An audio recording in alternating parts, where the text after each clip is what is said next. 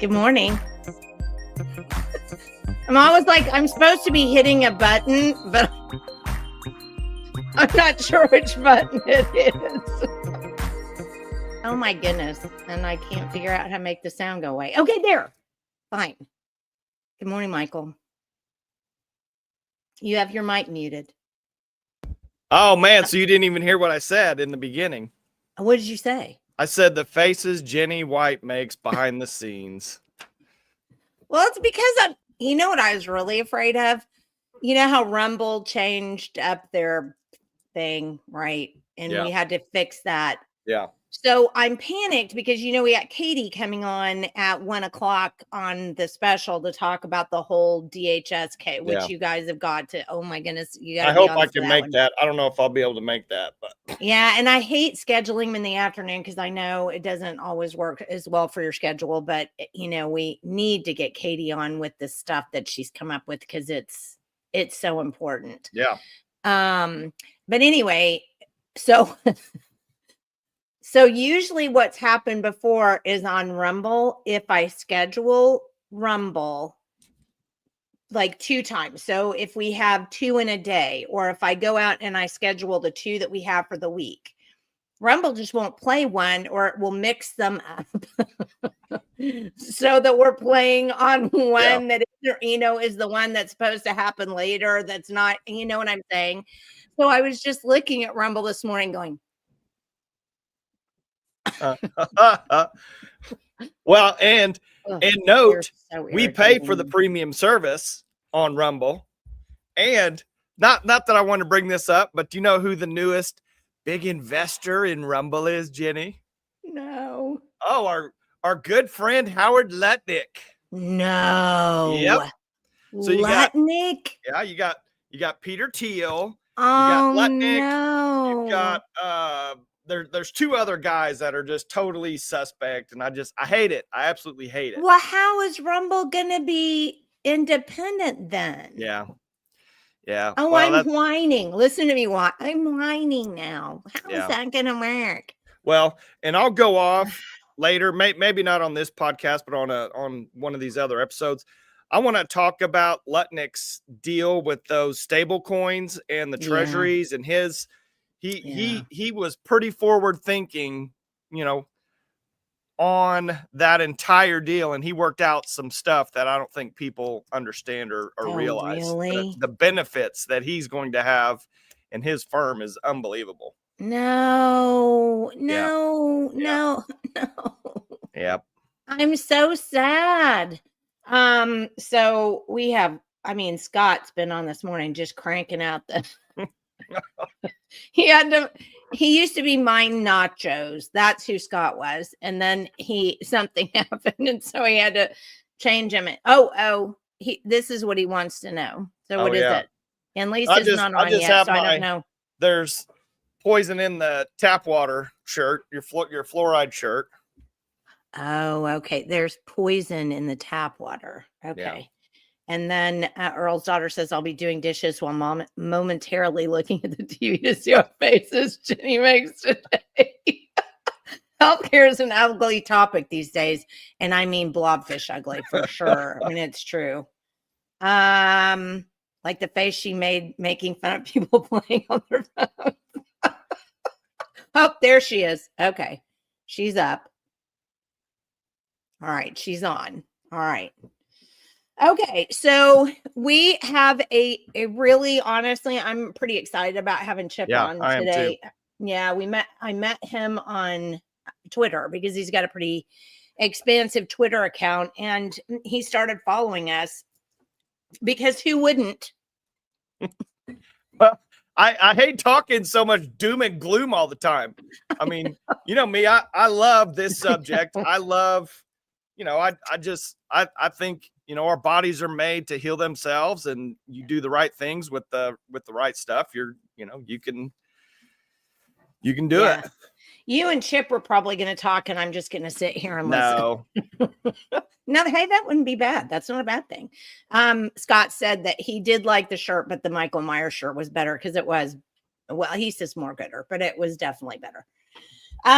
So Chip, anyway, he reached out, and I've got to ask him when we bring him on here in a second. I got to ask him, but he has like a top rated TED talk. I mean, Chip's no slouch. He has his own podcast, and I mean, he's cranking stuff out. And the best thing about Chip is he's here in Oklahoma.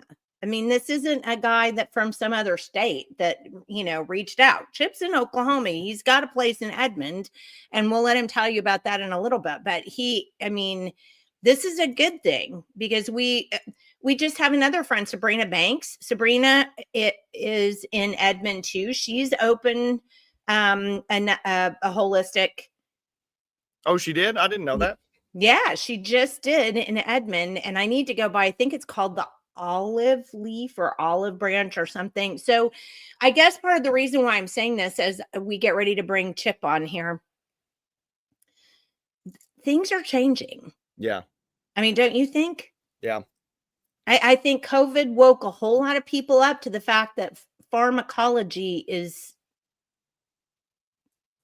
probably not. Well, we've talked about it multiple times. I mean, pharma literally owns the entire medical system. I mean, they fund all the journals, they fund the research. They do it all. I mean, it's all for their benefit, and their benefit is not to actually treat us. I mean, it's only to treat us, to treat symptoms, and it's not to actually heal us or, we know that. I mean, we know that. Yeah. And that's a good segue into Chip too, because that's exactly what he's going to talk about. So one thing that just makes me laugh, I blame all my faults on Norman drinking water.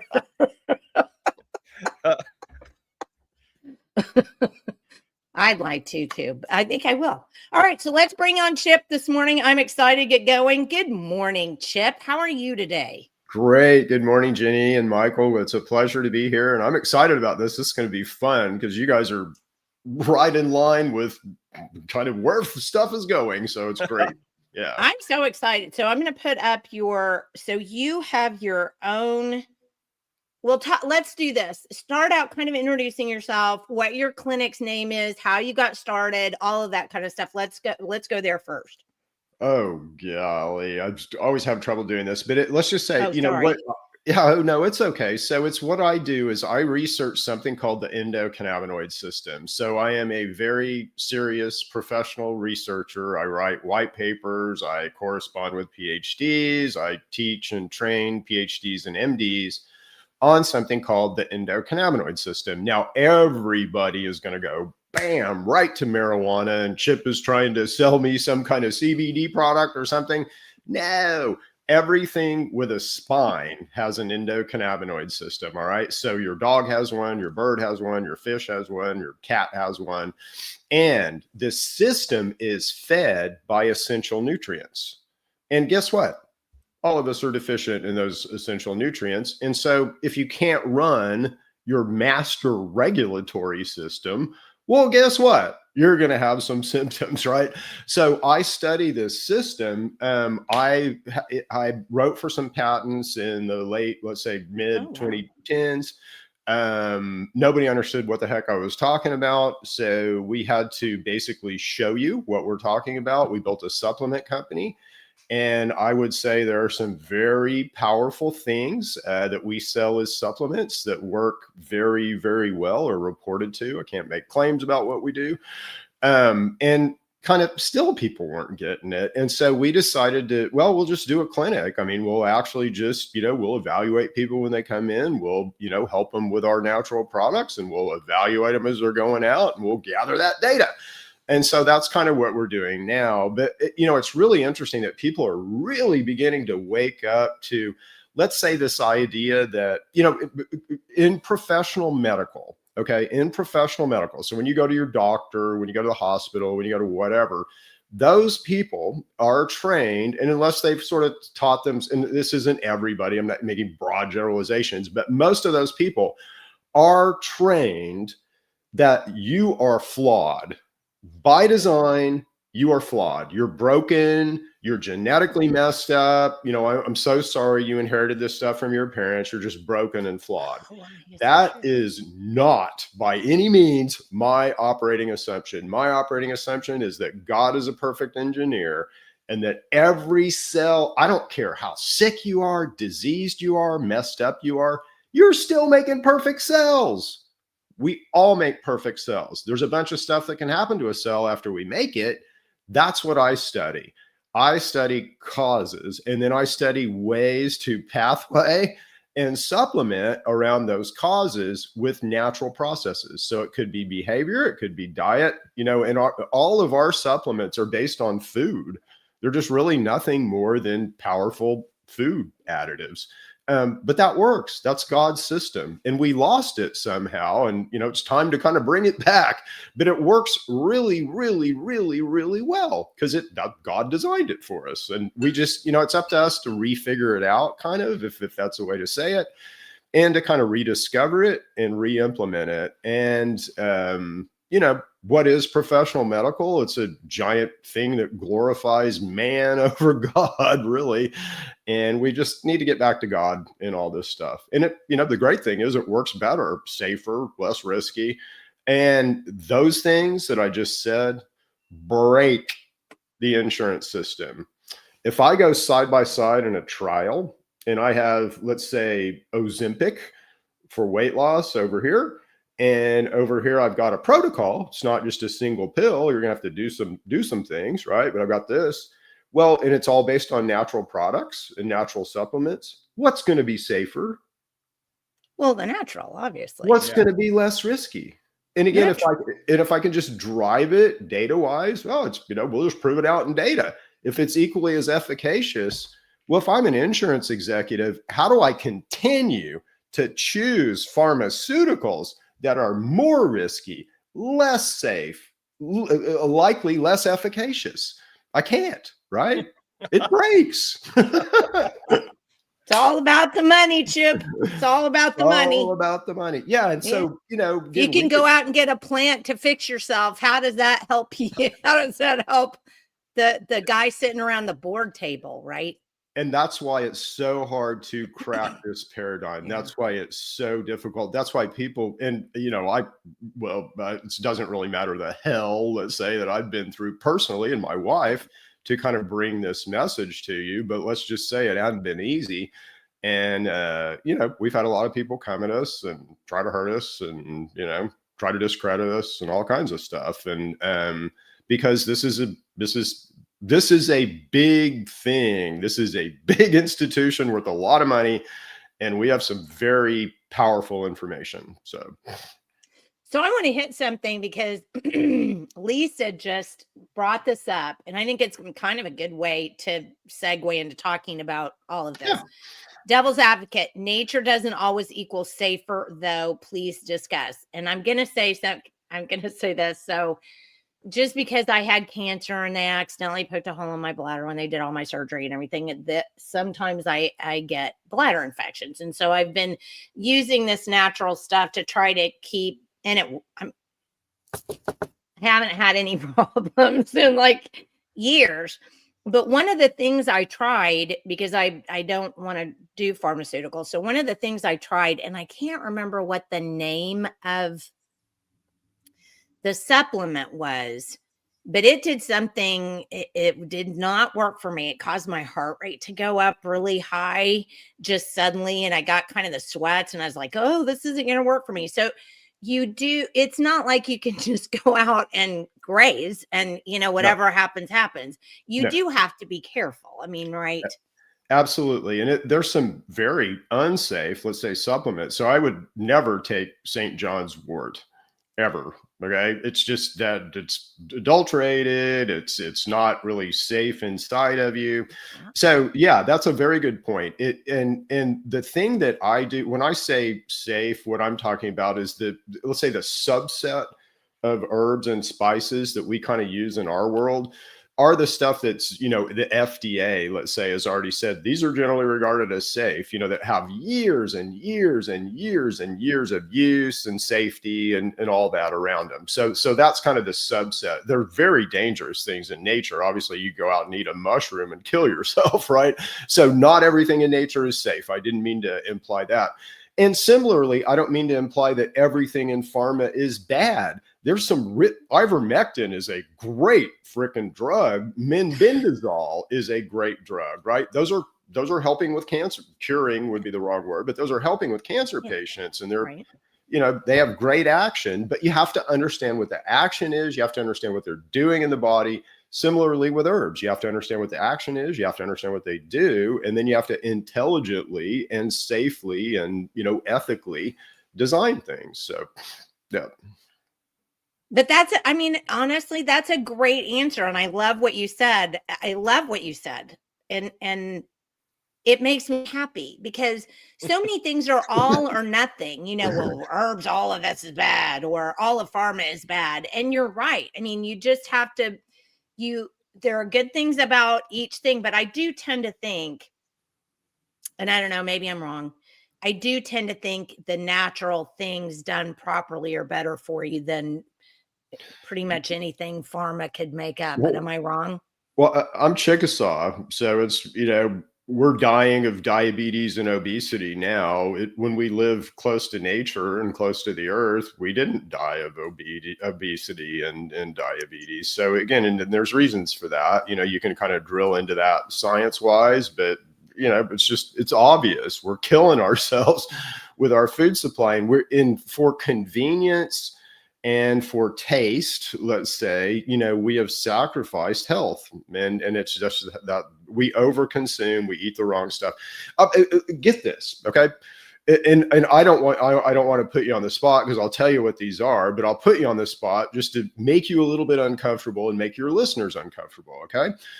What are the essential nutrients you have to have every day? Yeah. Magnesium. Well, I mean, there's probably about you're not going to get them. 60 of them. You're not going to get them right. And again, we don't know them. And why? Good Lord, this is something I can teach a third grader. Okay, and let me run through them, and then I'll tell you where we're missing. All right. So dietary fat is by far and away the most essential thing that you put in your mouth. Wow, really? You're a fat machine. You run all your processes on fat. You use fat to break down chemical mediators that build your immune system. And in particular, omega-3 and omega-6 fats, okay? Those are the ones that are the most important. And guess what? They're the master precursors for your endocannabinoid system. It doesn't run on marijuana. It runs on dietary fat. But if you eat these in balance, we set a real nice and dynamic situation in our immune system where we have an insult, so we get infected, or we have an allergy, we inflame a little, we resolve that situation. It might be healing, it might be, getting rid of killing something or whatever. We resolve that situation and then we deflame, okay?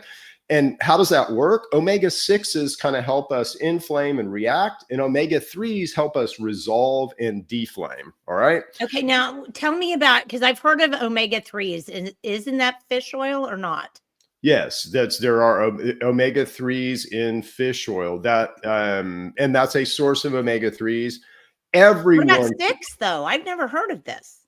You get plenty of 6 is in corn oil. It is when they say seed oils, when Robert F. Kennedy says seed oils, he's not talking about all seed oils. There's some really good seed oils. He's talking about seed oils that are heavy in omega-6 fats. Okay. And it turns out, guess what? That's how we cook everything. That's how we finish our animals. So corn and soy, canola oil, sunflower oil, all these oils that we use to fry stuff and that, we're eating French fries all the time, super high in omega-6, no omega-3. Now, let me walk you through this real quick. So if I feed you equal amounts of omega-3, omega-6, let's say you have a dust allergy, okay? And this is how we configure ourselves. I mean, we all do this. So let's say I feed you equal amounts of omega-3, omega-6, and you have a dust allergy. I can drive you through a dust storm. You're going to be incredibly uncomfortable and have all kinds of discomfort. But as soon as we come out of the dust storm, whoop, you're going to come right back to normal. Okay. Wow. All right. Now, if I feed you what we're eating right now, which is 40-1 omega-6 over omega-3 ratio wise, 40-1, you configure a very inflammatory and reactive immune system. So same person, I'm just feeding you different, just giving you different ratios. Can't drive you through a dust storm. I'm likely going to kill you anaphylactic shock. One dust mite you're going to have the same reaction as if I drove you through a dust storm, and you're not going to resolve it. You're going to get stuck. Let me ask you this, because Jen has a question. And she said, if we have a lot of inflammation, how much should an adult female take of omegas daily? That's a great question, Jen. Yeah, so it depends on what format you're taking it in, but of raw alpha linolenic acid or DHA and EPA, you probably need 1 gram or more. You probably need 3/4 of a gram of EPA and 3/4 of a gram of DHA, but you could always eat more. Okay. And again, what happens if you're not going to go the other way. And this is the thing that we just need to understand is it's a balancing act, and we're getting plenty of omega-6. So all of us just need to supplement with omega-3. And when we do, we fix that situation. And this literally is I just wrote a paper, literally a white paper, a very weighty scientific white paper with the world expert on dietary fats, raising this flag that we sent to RFK Jr., Office of the President, and Department of Defense, because this is a defense problem too, about this issue, because it underpins so many health problems. Every single cell in your body is directly reflective of your omega-3, omega-6 intake. When cells are like little people, when they get ready to do work, like an immune system gets ready to do something, that cell is only as good as what it's got on its cell wall, because that's where it goes for resources. Right. So if you're 40-1 inflammatory and reactive over healing and resolving, you're going to be an inflammatory mess. So any stimulus, allergy, infection, anything. So that's just category 1 of where we're missing on essential nutrients. We all need to supplement with omega-3 for that reason. We need to put on every single piece of meat that's sold in Oklahoma an omega-3, omega-6 ratio. Oh, wow. Okay. That's an easy thing to do. Certainly an easy thing to do in our subsidy programs, right? It just takes a bill. And there is proposed, let's say, in front of some senators right now to do that. But, in labeling, better labeling in our food subsidies program, that needs to happen. But omega-3, omega-6 needs to be part of that. The second place essential nutrients is amino acids, okay, is protein. There are 9 essential amino acids. If you eat meat, you likely are getting all 9.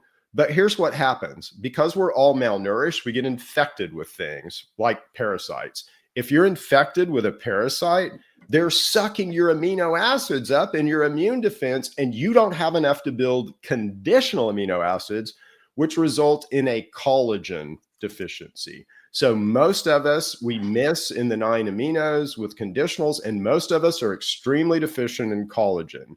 My hair goes gray because I lack collagen. My eyes go bad because I lack collagen. My teeth go bad because I lack collagen. My bones go bad because I lack collagen. I look physically older because I lack collagen. All right. So all of us miss with collagen.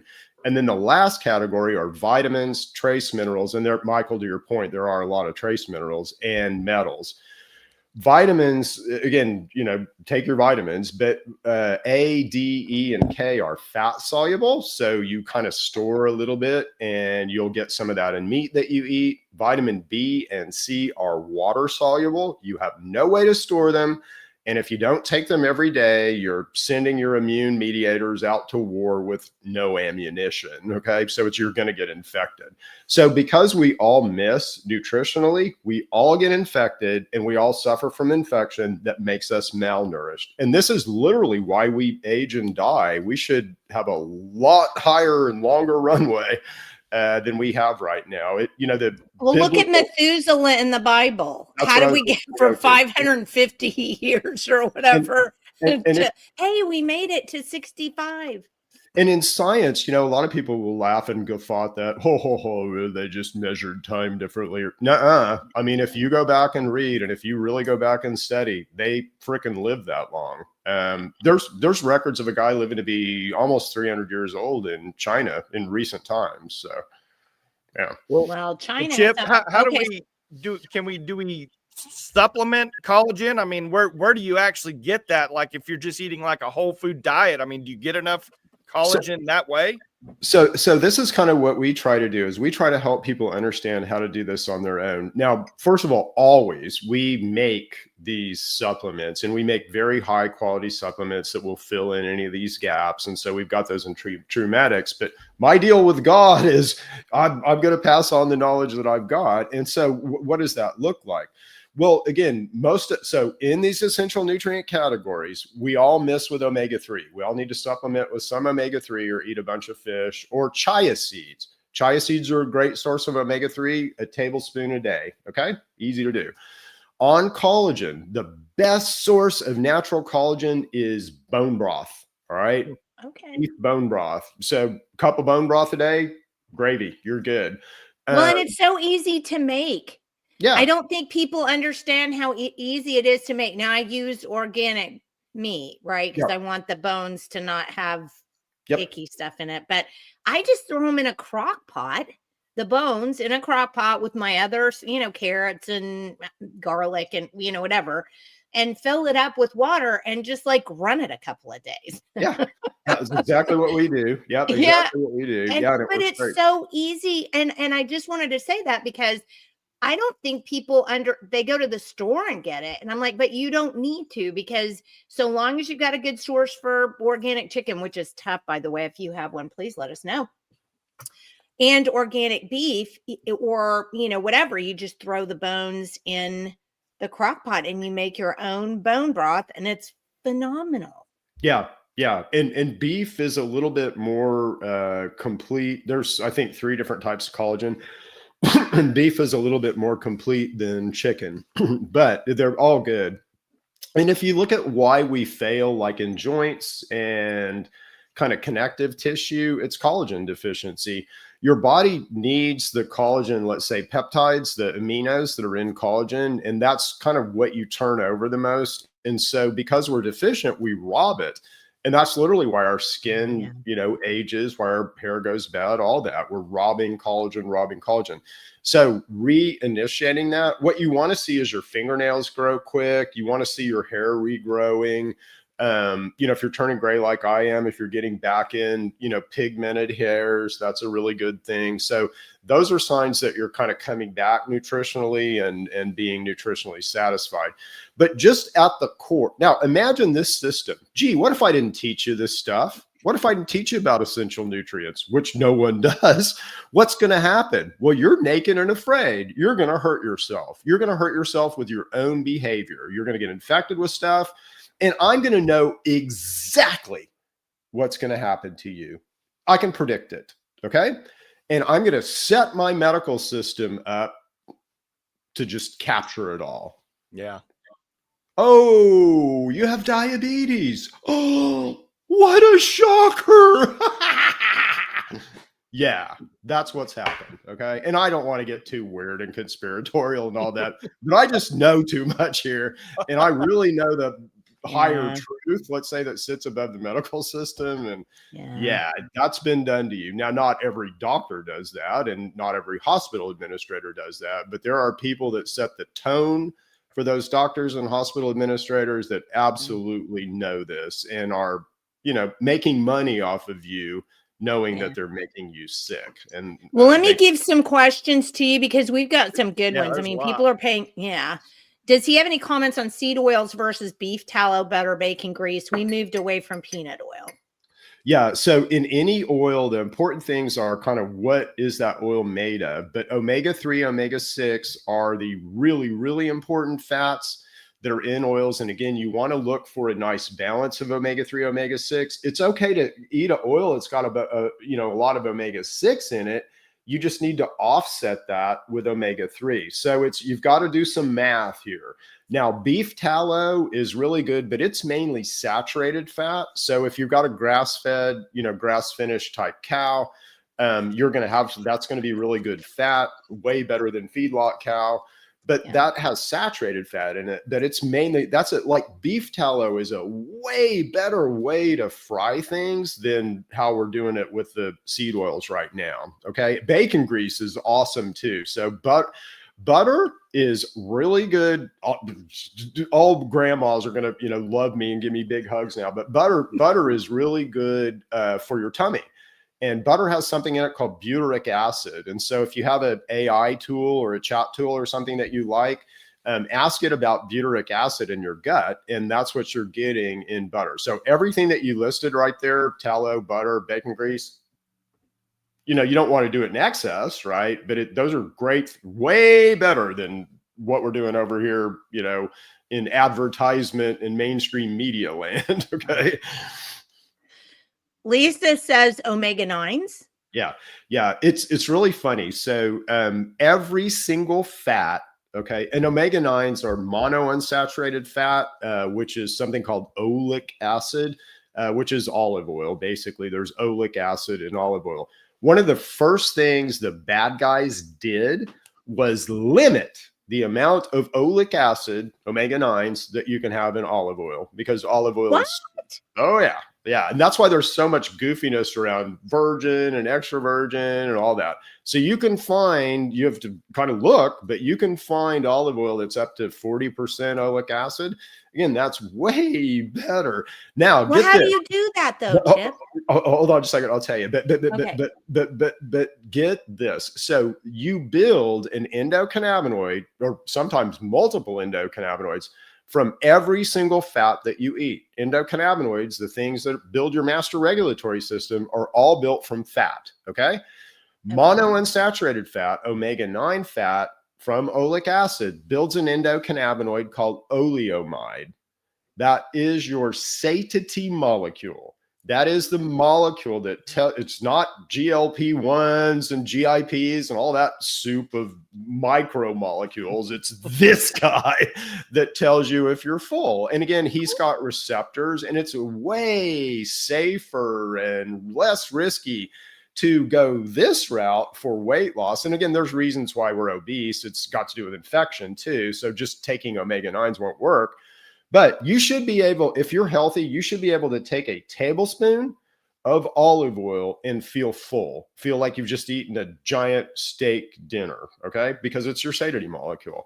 But they're super important. Now, when you look at fats as a category, again, there are proper ratios of fats that we should eat. So about 30% saturated fat, about 50% omega-9, monounsaturated fat. Okay, where does this come from?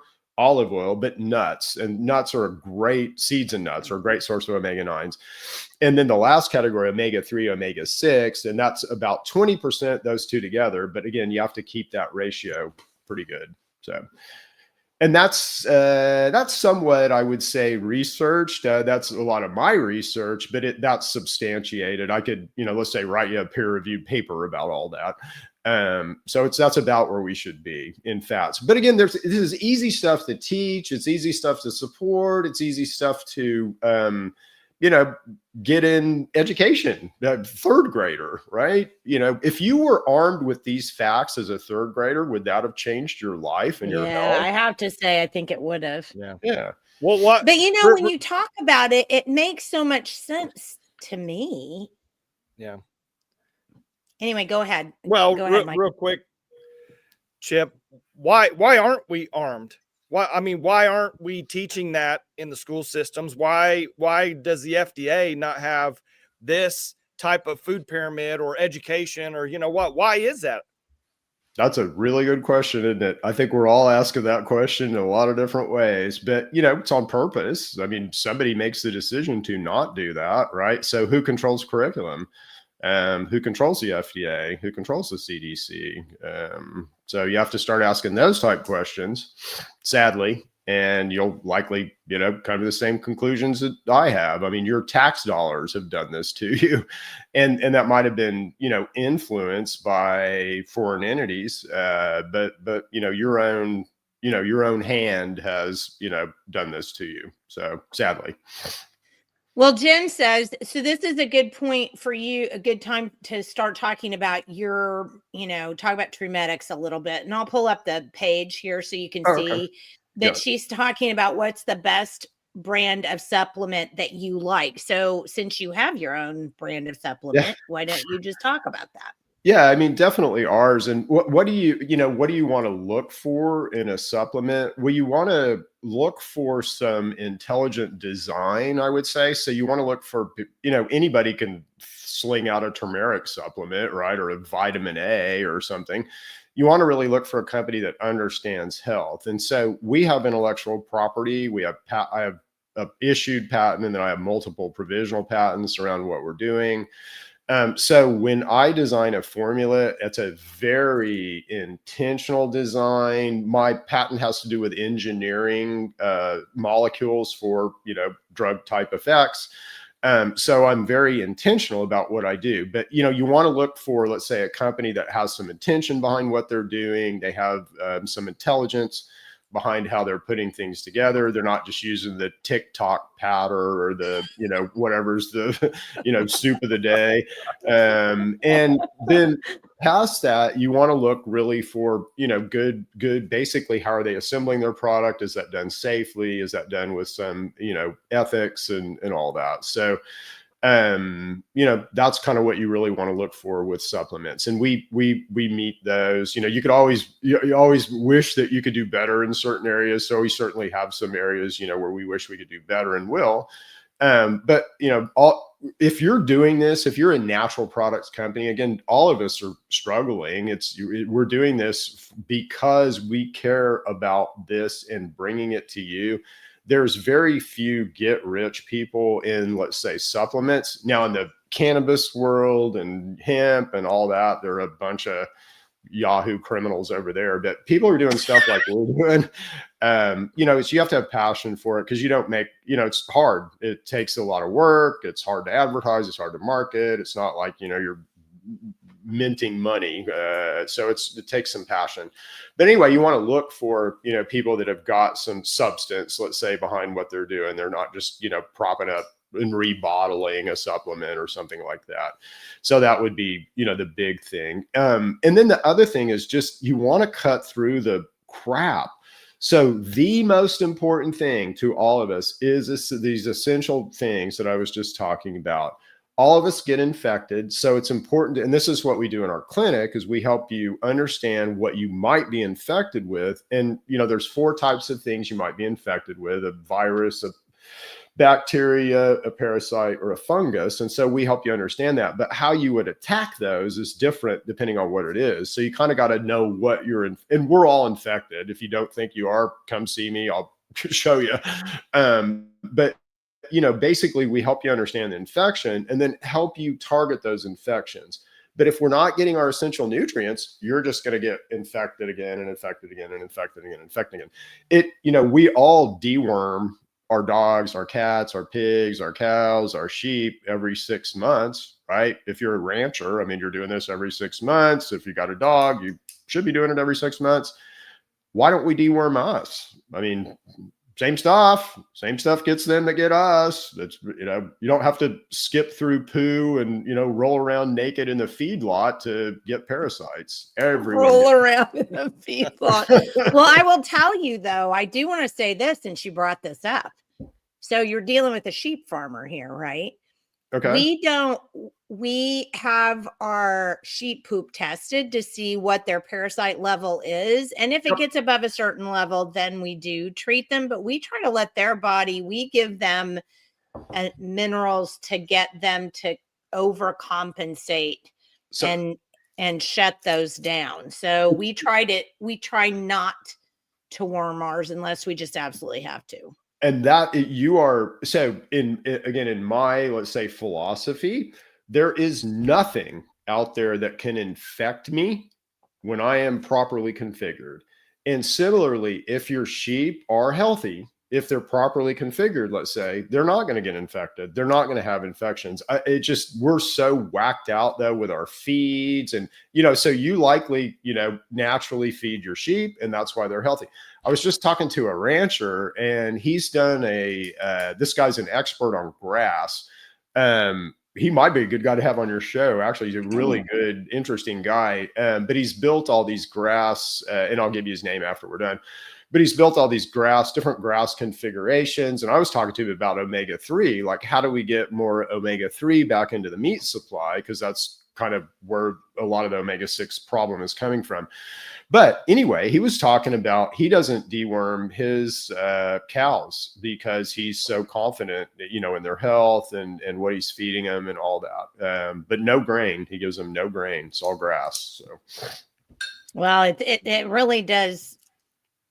Again, when they're in a natural environment and you're feeding them naturally and caring for them naturally, you just find you have a whole lot less trouble. I mean, it's kind of like those people that you see who get on a medication and then now they have to take a medication to fix the problems the medication caused, but now you have to take another medication to fix the medication problem. I mean, and you get into this crazy cycle, and the only way out of that is to just not do that stuff. It's funny. You mentioned my TED Talk, and I was a TEDx speaker, and I was when you do a TED Talk, it's a very scripted thing, right? So it's you submit your script, it's they approve it, you give your talk 50 times probably before you give it. They even script you out to where you're going to stand on stage, so everybody knows what you're going to say, right? Everybody knows what you're going to say.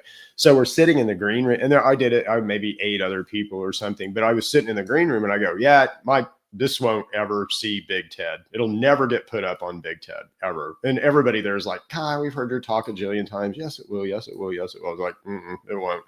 So we do our talks. Everybody's talks start going up on Big TED. Mine didn't. And it was a thing, but I just knew it was going to happen anyway. And it's almost like a badge of honor. But in evaluating my talk and like what kept it off of Big TED, it's exactly what you just said. If I eat naturally and close to the land and close to the earth, I am not going to get sick. But we need to understand what that is. What does that look like? So I know it looks like essential nutrients. I got it that far, but past that, I know we've got to do that, right? But there's probably a lot more that we need to be doing in order to care for this, beautiful machine that God has gifted us with, right? Anyway, blah, blah, blah. But that's why you won't see my talk on Big TED because I was banned. I asked them why. They said you violated so TED rules. Wow. Yeah. So anyway. Well, That's Chip, so sad. Yeah. For like the everyday person off the street has no knowledge of they know that they probably should eat better. There's maybe some issues. How do you get started? Like, how do you know what your deficiencies are? How do you know what you actually need, what you don't need? I mean, you have to come into a clinic like yours. What kind of testing do you guys do? Like, how do we do our own deal? Like, what's that look like for somebody that has no idea about how to start and get going? Yeah. So again, malnutrition, first of all, that's the essential nutrients that we just talked about. So we're all deficient there. We all need to, let's say, evaluate our lifestyles and diets around those essential nutrients and make sure that we're hitting those essential nutrients. All of us are infected. And this is what, and if we're infected, again, we're going to be robbing these anyway, and we're going to have to understand that. So the infection part is really the important part. And that's how I would say we help the most people right now.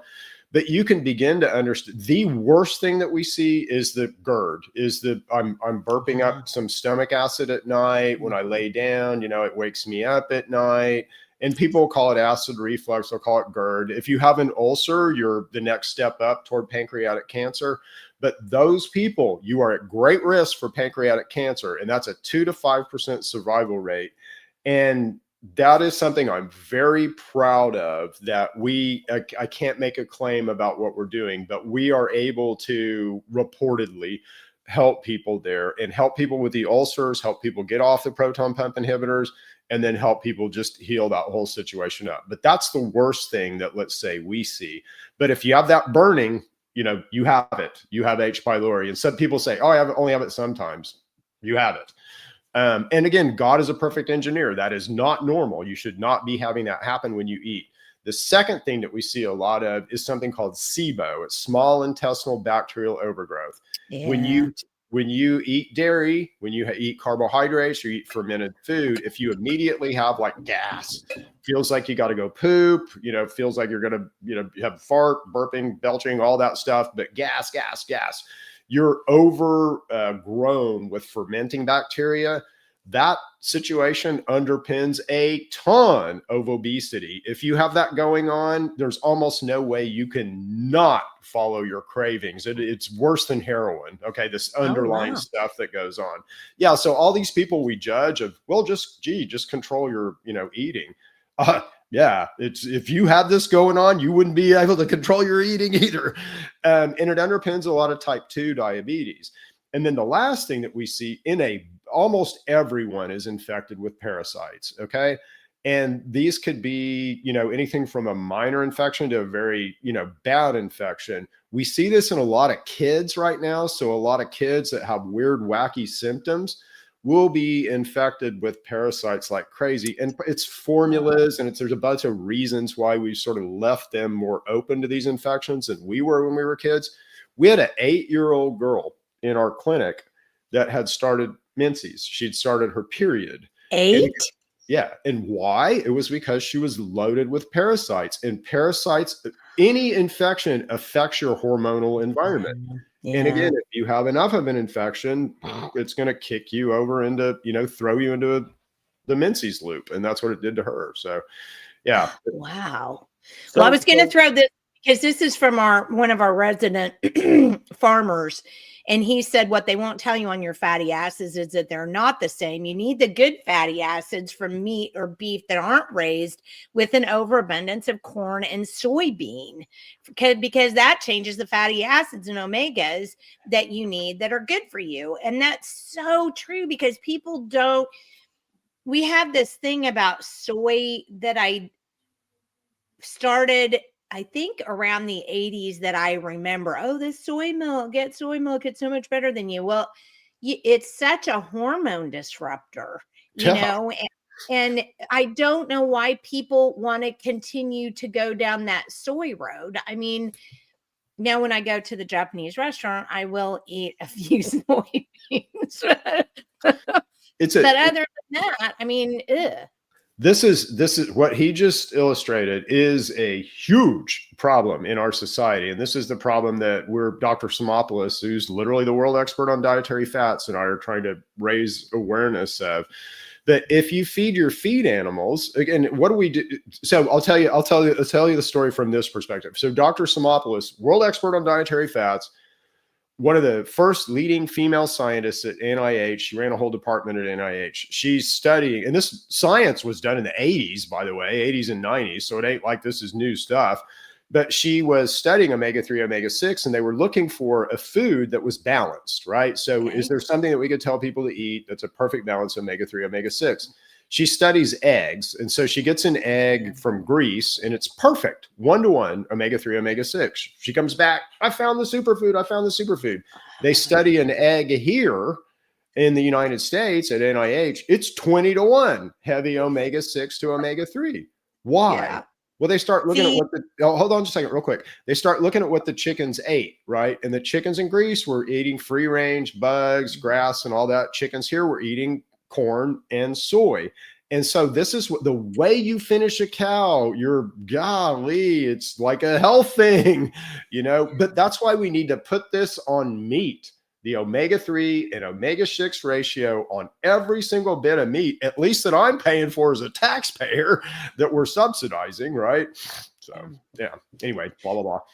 So Lisa says, how much do you trust the CRP test to gauge inflammation? That's an extremely good test of inflammation. It's not necessarily a measure of heart, but it's just a good measure of inflammation. So like it doesn't really matter. Let's say you have rheumatoid arthritis.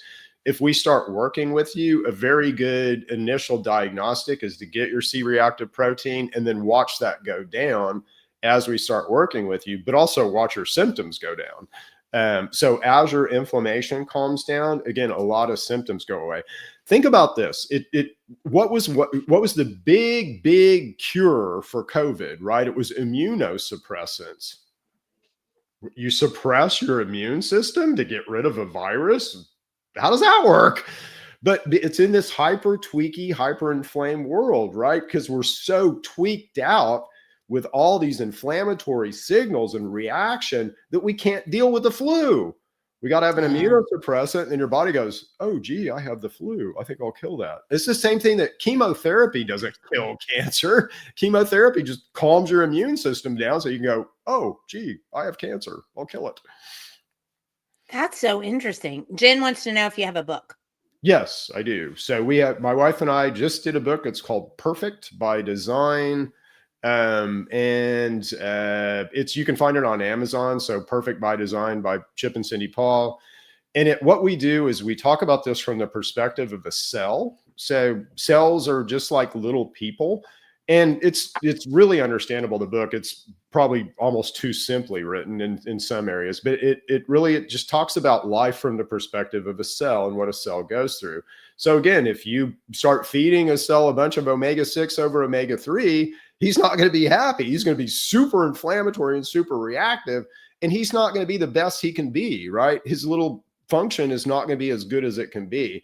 So we really need to understand, how can we maximize that function of those cells?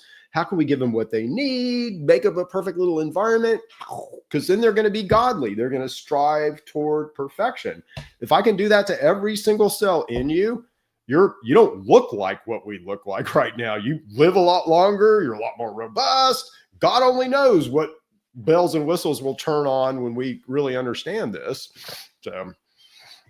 Yeah, and I wish we could get people to understand that. Hold on, there's some really good. Okay.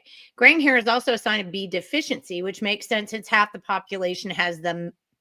I always want to use dirty language it's like horrible, but that gene thing that I can't talk about. Yeah. How do you know if you have that, Chip? Well, the MTHFR you can get tested for, but this is back to kind of my opening comments here about, let's say, the assumptions in the professional medical system right now versus kind of the new assumptions, the holistic assumptions. So the old system really, oh no, you have the MTHFR gene mutation. Oh no. Or the BRCA1 or BRCA2. Oh no. But, if you're healthy, and again, download an AI tool that you like and trust and start asking it these questions. But if you're healthy, if you're nourished, if you have everything that you need to run yourself, you've got so many ways to pathway around MTHFR. Oh, interesting. Now, MTHFR is an important, it's an epigenetic, like let's say it is how we sort of express beyond our genetics and kind of deal with stuff that's new and all that. So it is kind of an important gene structure. But you also have a whole nother epigenetic structure called acetylation. So you've got several ways to do this. Hair is super interesting, and hair is probably one of the most I want to get my hair to grow back. I want to get my hair to come back in, dark. I do too. Yeah, if I can, and again, if I can do that, then that just demonstrates everything I'm talking about. I can, have mastery over cell. I can control it. I can get it to redo what it's trying to do. And I'm kind of doing it, but it's been really hard. So hair is hard. And you have to, and it's mainly collagen, honest to God. We're also deficient in collagen. So you have to get your collagen up. But when you do, you'll see your fingernails start growing real fast again. You'll see your hair start growing fast again. But kind of after that, then you can begin to mess with your hair and kind of get it to come back and stuff. But Well, yeah, if I remember from my biology, keratin is hard to make. I mean, just as a rule. Did we lose Chip? Oh, keratin is hard to make. Keratin is a very No, and keratin is a very sophisticated protein. So it's keratin is, and it's really interesting. You think, oh, I'll just put keratin all over my hair. Well, you don't absorb protein through your skin, so you can't do that. Nope, or it would be nice. What if we're insulin resistant? Oh boy, this is a cool topic. Okay, so yes, insulin resistance is directly tied to inflammation. I just wrote a paper on this. I just submitted it to a journal, but and this isn't all insulin resistance, but I'll talk about some insulin resistance is caused by this. So if you have SIBO, if you have this small intestinal bacterial overgrowth, this is going to happen. The infection is basically going to cause a lot of something called LPS, which gets in your blood system. When you have a lot of LPS in your blood system, your endocannabinoid system reacts to that, and your immune system with an endocannabinoid called 2-AG. Now, 2-AG, when it's circulating in your system, will bind to an endocannabinoid receptor, which wrecks your insulin receptor. It literally causes a different pathway to manifest, and it will cause insulin resistance. Okay. So what I'm saying is insulin resistance is directly caused by SIBO. Now, there's other things that could cause insulin resistance, other infections and other malnutritions. But if you have SIBO, you're on your way to type 2, no question. And likely you have 10 or 15 pounds that you can't lose and never will be able to unless you address the SIBO. It's really interesting. In SIBO is something called bacteroides, firmicutes. It's a class of bacteria called firmicutes. Oh, yeah. When they overgrow, they do two things. There's guys that can wipe out all your satiety signals. So they literally will blunt all the GLP-1s and GIPs and ghrelins and leptins and all those guys, peptide YY. So they'll blunt those. They can wipe them out. And then they demand more calories than your tissue. So think about that as you as a feedback machine. Normally when you're eating food, your tissue will go, Michael, I've had enough. Stop eating now, right? And they blunt all that signal, and then they want more. They want more. So they're telling you, eat, eat, eat, when you're already full and you've already got enough nutrients. And so that creates additional weight. That creates additional fat. But that additional obesity, that condition can all be tracked back to what I'm telling you, right? And guess what? You address the SIBO, you get rid of that infection, all that other stuff goes away. All those symptoms. Is the only way to, how do you spell SIBO, first of all? SIBO. SIBO. Yeah. Okay. And that's bacterial infection. It's a upper GI bacterial infection, and it's usually caused, believe it or not, by Lactobacillus acidophilus. What's in every probiotic? Lactobacillus acidophilus. If you eat everyone should eat yogurt, right? Eat a lot of yogurt, Lactobacillus acidophilus. Make your own sourdough bread, Lactobacillus acidophilus. Ferment your own food, Lactobacillus acidophilus. So he's the guy we see mainly overgrown in SIBO. So is that treatment medication only, like a ivermectin or mebendazole or something like that, or can we naturally kill it through whole food or dietary means? Yeah. And so there's two ways that we we have a product called Gut Restore, and we have a product that will get your stomach acid up in the way that I'm going to describe. But the ultimate preventative is stomach acid, believe it or not.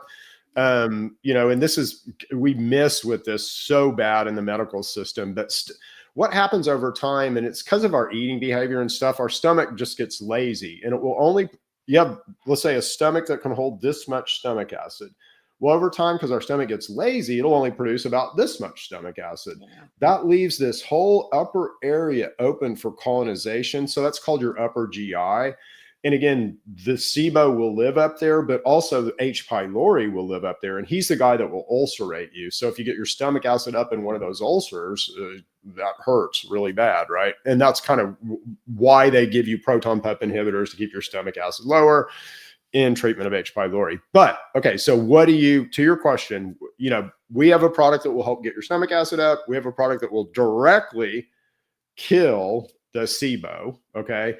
But if you want to do it on your own, how do you do it? Increase stomach acid. Okay. The stomach acid is the ultimate preventative here. And that's how you can kind of configure yourself back to where you'll be able to eat, dairy and fermented food and stuff like that again. But if you've got this overgrowth, that's just like throwing gasoline on a fire. Stomach acid, stomach acid. So apple cider vinegar helps increase your stomach acid. Bitters help increase your stomach acid and gastric juices. The purpose of a salad, we had all this figured out, by the way, in the 1800s.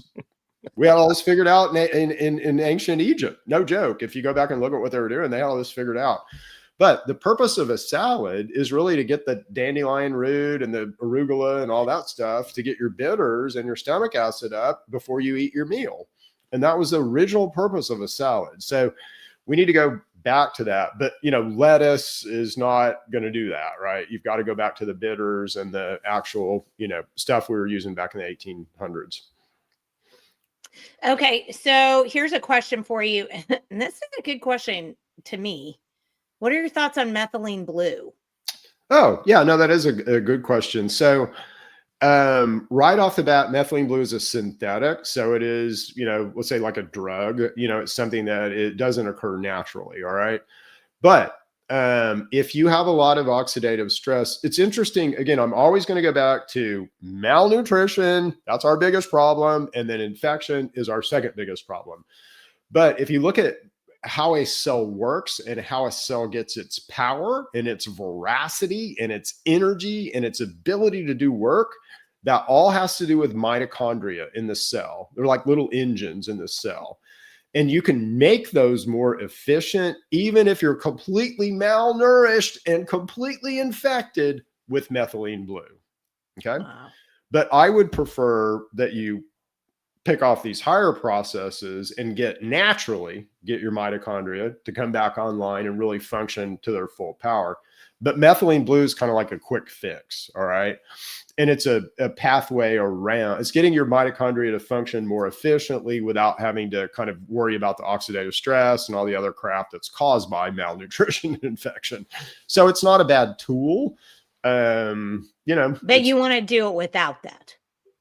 Yeah, that would be my preference. I would prefer to see you kick up your mitochondrial function with natural things like alpha lipoic acid, like L-carnitine, like CoQ10, like resveratrol, things like that. So there are definitely good formulations that will help you kick up your mitochondrial efficiency. But again, it's not going to really do you much good if you're infected and malnourished, right? So. That's great. I love your answers to these things because, I mean, honestly, Chip, here's the reason why. So when I started, we moved out to the country, 13 or more years ago now. And when we did, we just got off all of what I liked to call glide paths that you're on, right? Big pharma, big, all that stuff, public school, the whole thing. We just disconnected from all of those and immediately got way more healthy than we'd ever been. I mean, it was just amazing to watch it. But as we started to eat healthier, and that's what we started focusing on, and me cutting off our,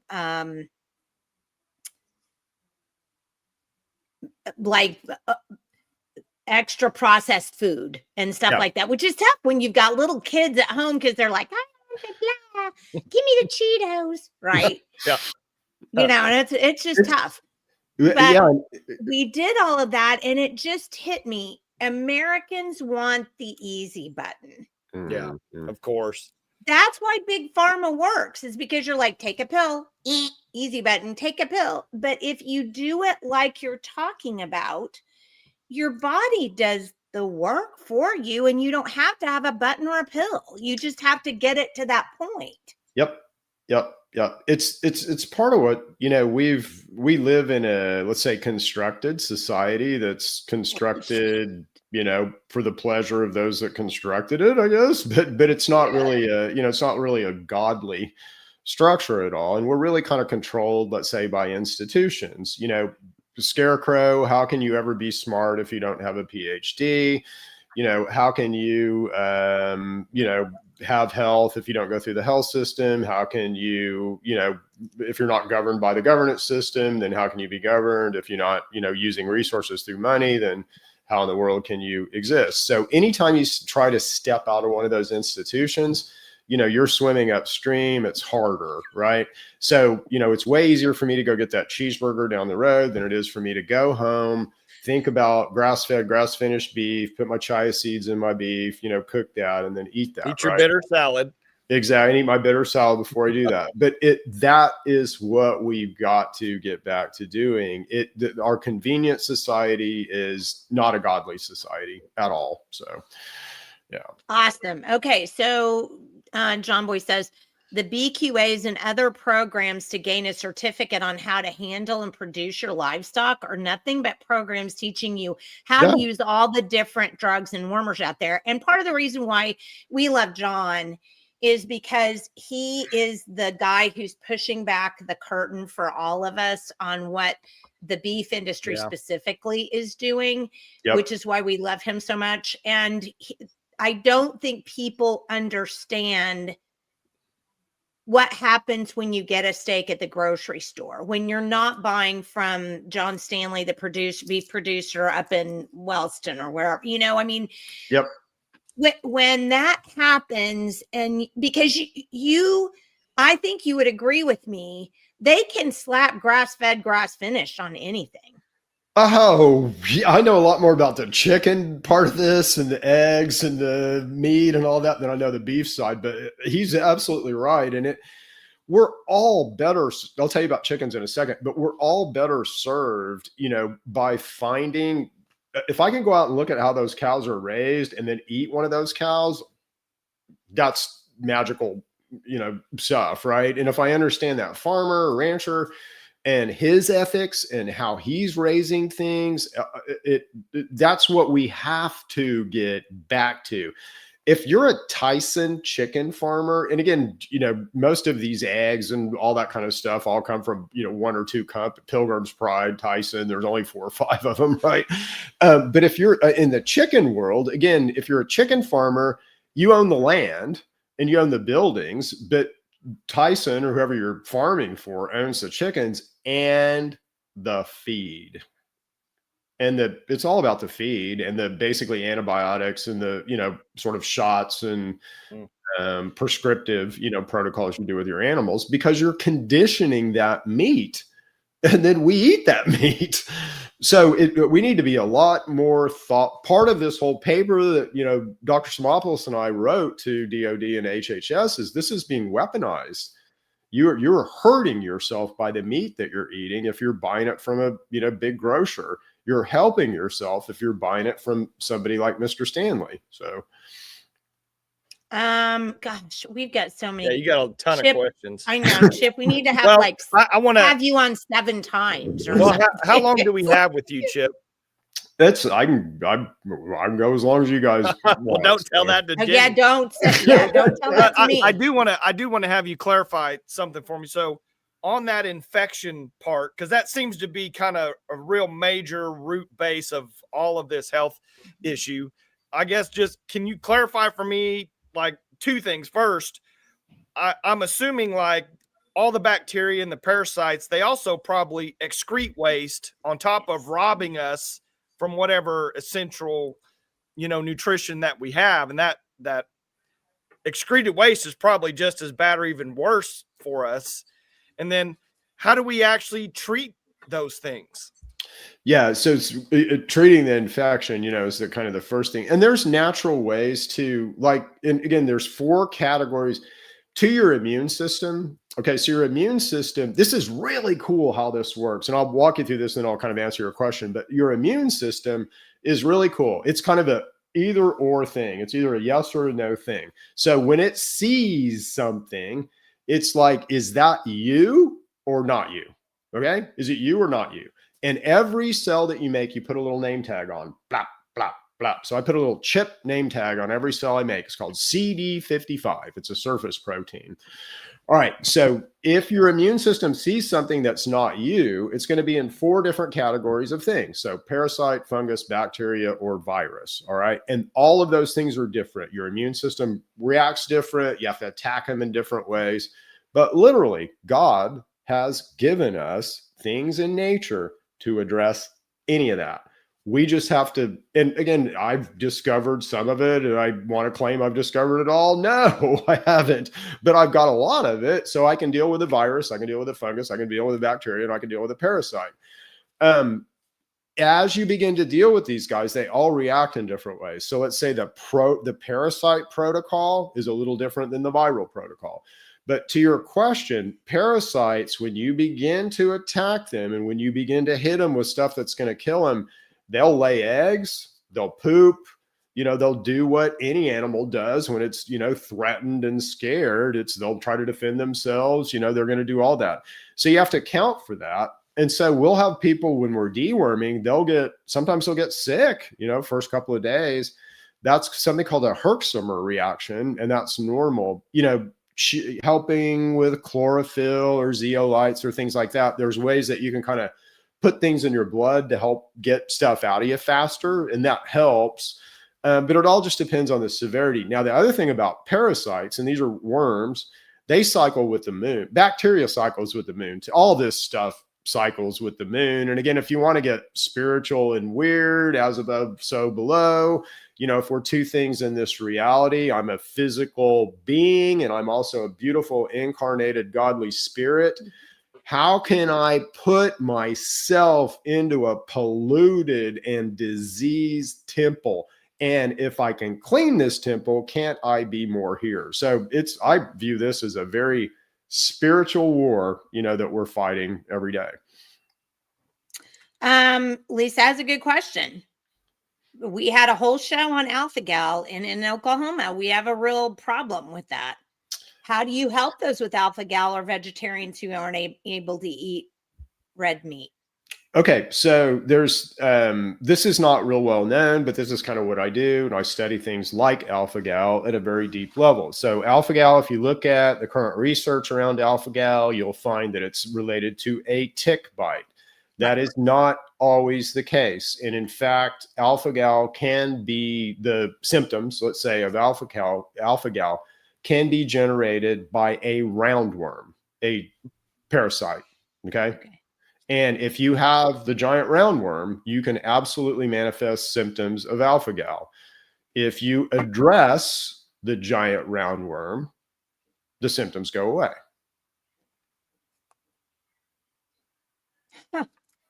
And again, it depends. So if you came in, you said, "Hey, I have alpha-gal, I can't eat red meat." What I'd immediately want to do is, we have a scanner. It's called bioresonance. It's not a diagnostic. It's an informational tool, but it gives good indications of what you might be infected with. But I'm going to hook you up to that thing, and I'm going to want to look for, roundworm, because if you are infected with roundworm, I can address your alpha-gal. I can get rid of that symptom just by addressing that roundworm. Okay. Wow. Yeah. And so these guys can cause, in order for, you're very sophisticated. You have lots of ways to kill stuff. In order for something to infect you, it has to be more sophisticated than your immune system. And these guys have lots of ways that they do stuff, but sometimes in ways that they block and tackle and kind of mess stuff up inside of you in order to survive, you get a result, a symptom like alpha-gal. Okay. So if you get out if you have some tool, let's say, that'll scrub PubMed or current research, you'll find out exactly what I'm saying is now that it's looking like research is indicating that alpha-gal can also be caused by the giant roundworm, That's great news for anybody with alpha-gal, because if we find you have the giant roundworm, we get rid of it, your alpha-gal is going to be gone. Well, what's interesting is listening to you talk about that, Chip, and I had symptoms of alpha-gal. I mean, not horrible, but I would get, I'd vomit or, get sick after I ate beef. And so I did away with beef for quite a while. And it was weird. I started adding it back to my diet after about 1.5 or 2 years, because I was off for a while. Yep. And started adding it back on. And I don't have any problem with it now. I'll eat a whole dang side of beef. Did you do any ivermectin during that time? I didn't. So and sometimes you'll clear these, again, God is a perfect engineer. We're built not to be infected. We literally do everything wrong. If you look at like diet and behavior, we do everything wrong. And so it's easy to infect us, but it's easy to teach you how to not do everything wrong. Right. So it's a great business model. If I just leave you naked and afraid, I know you're going to get infected. And then I set up a medical system to just capture all those symptoms and treat the symptoms, not the causes. And then I get big food to play along with me. Maybe I even buy big food. We're all in the big same company. It's evil as hell, but it's a good business model. Yeah, I got to tell you, because I'm with you 100% on that. This is another good question. How do you think it's possible to achieve true health in our current environments? Can we even do enough that will counter all the toxins we're exposed to? So let me give you the promise. I think that's a great question. That's a great question. And let me give you the promise of true health. Okay. The promise, they had all this figured out in Egypt 12,000 years ago. Right. They were doing surgery, they took out people's organs when they embalmed them. Right. But they were doing actual surgery on living people. And not that cannabis is any big deal, but they'd figured cannabis is the perfect supplement for your endocannabinoid system. Will almost do anything in your endocannabinoid system if you know what you're doing with it. So it's like a magic screwdriver if you know what you're doing. But we don't know enough there yet. I know enough, but most of us don't know enough there to be able to use that as a proper tool. But Egypt they had it, they found it, and it didn't grow native there. They had to go find it, right? They were using all of these plants, all of these herbs, all of this different stuff in their treatment of people. So you think, gee, I go dig them up. They probably lived to be 200 or 300 years old, right? They had this figured out. They had to have, a robust life and all this. You go dig them up, 30 to 35. And if you look in the history books and stuff, it'll say, yeah, they died of disease and stuff. No, they didn't. And if you really study their teeth and their joints and all that, they were a lot older than 35, but they look like they were 35. So when we really have this figured out, your cells, let's say, are on as we're born and then we age and all that, our cells are kind of on a trajectory to maturity. And so along in this, perfect design, perfect form, we're, trajecting toward maturity. But when we hit that mature state, which for men, I would say 30 to 35, for women, maybe 20 to 25, we should stay there. We shouldn't age. We should look like we're 30 to 35 for the rest of our lives, maybe age 5 more years. So that's what perfect health looks like. Are we there yet? No, we're not there yet. But, as we discover these things, as we and I would say, I don't feel like I'm discovering new stuff. I feel like I'm uncovering old stuff, honest to God. And I'm tip of the spear in this. I'm, lead the world in some ways.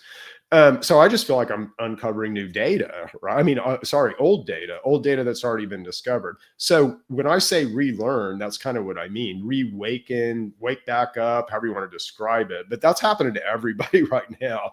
So no, we don't have I wish it was everybody. It's not, but well, lots more people than ever. And again, I'm kind of a alchemist, if you will. So I kind of dabble in philosophy and a bunch of other things. But what I see happening right now is we are all wheat from tares.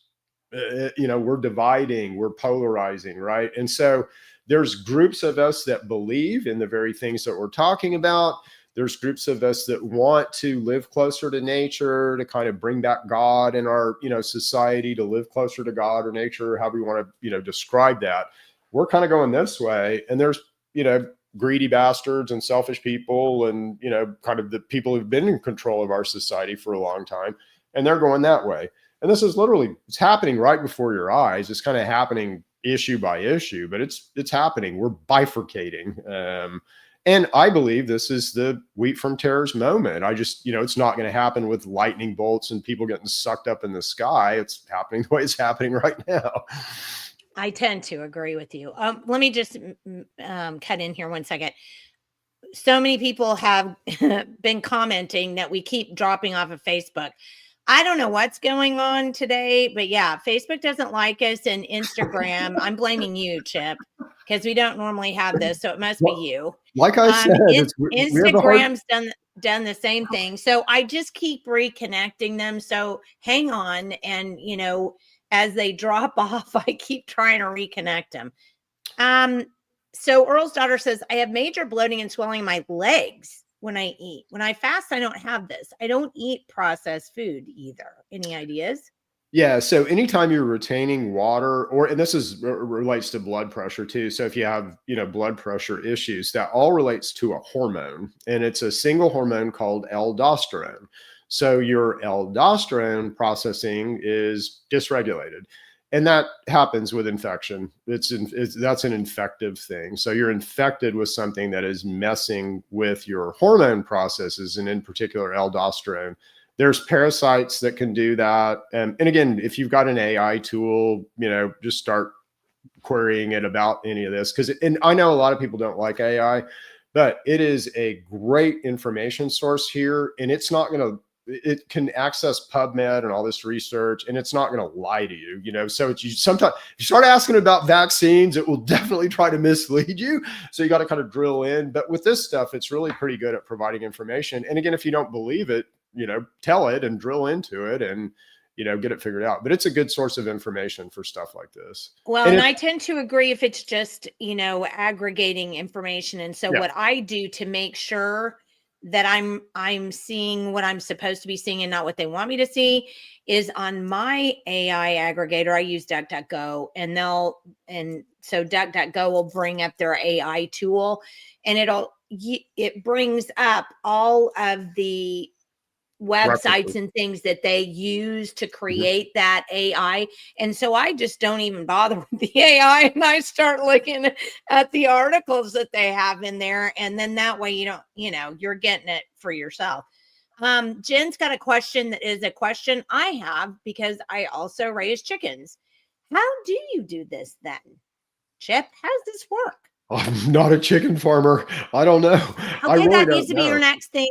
Yeah. Well, again, I would, what you want to do is find bugs, obviously, but you want to find sources of omega-3 for them. And so you might have to, supplement, some stuff, but again, you want to use grains that have some omega-3 type properties. So that's again, I don't know. I know a lot about like what Tyson does and how they, kind of force farmers into a bad food product. But I don't really know about it. Don't feed them corn and don't feed them soy. I would say that for sure. No. Yeah, those are the only two things I just try to stay away from because we do have to give them some kind of a bagged food. But if you let them free range, it's like you said, in the winter, yours free range too, that they've scratched down and find bugs, and that are under the surface. I watch them do it, or they'll go to leaf piles and they'll dig and dig under there and get them. So they're probably getting a lot better stuff even in the winter than you think they are, just because they know how to do it. So I wouldn't worry too much, but definitely don't get any feed that has soy or corn.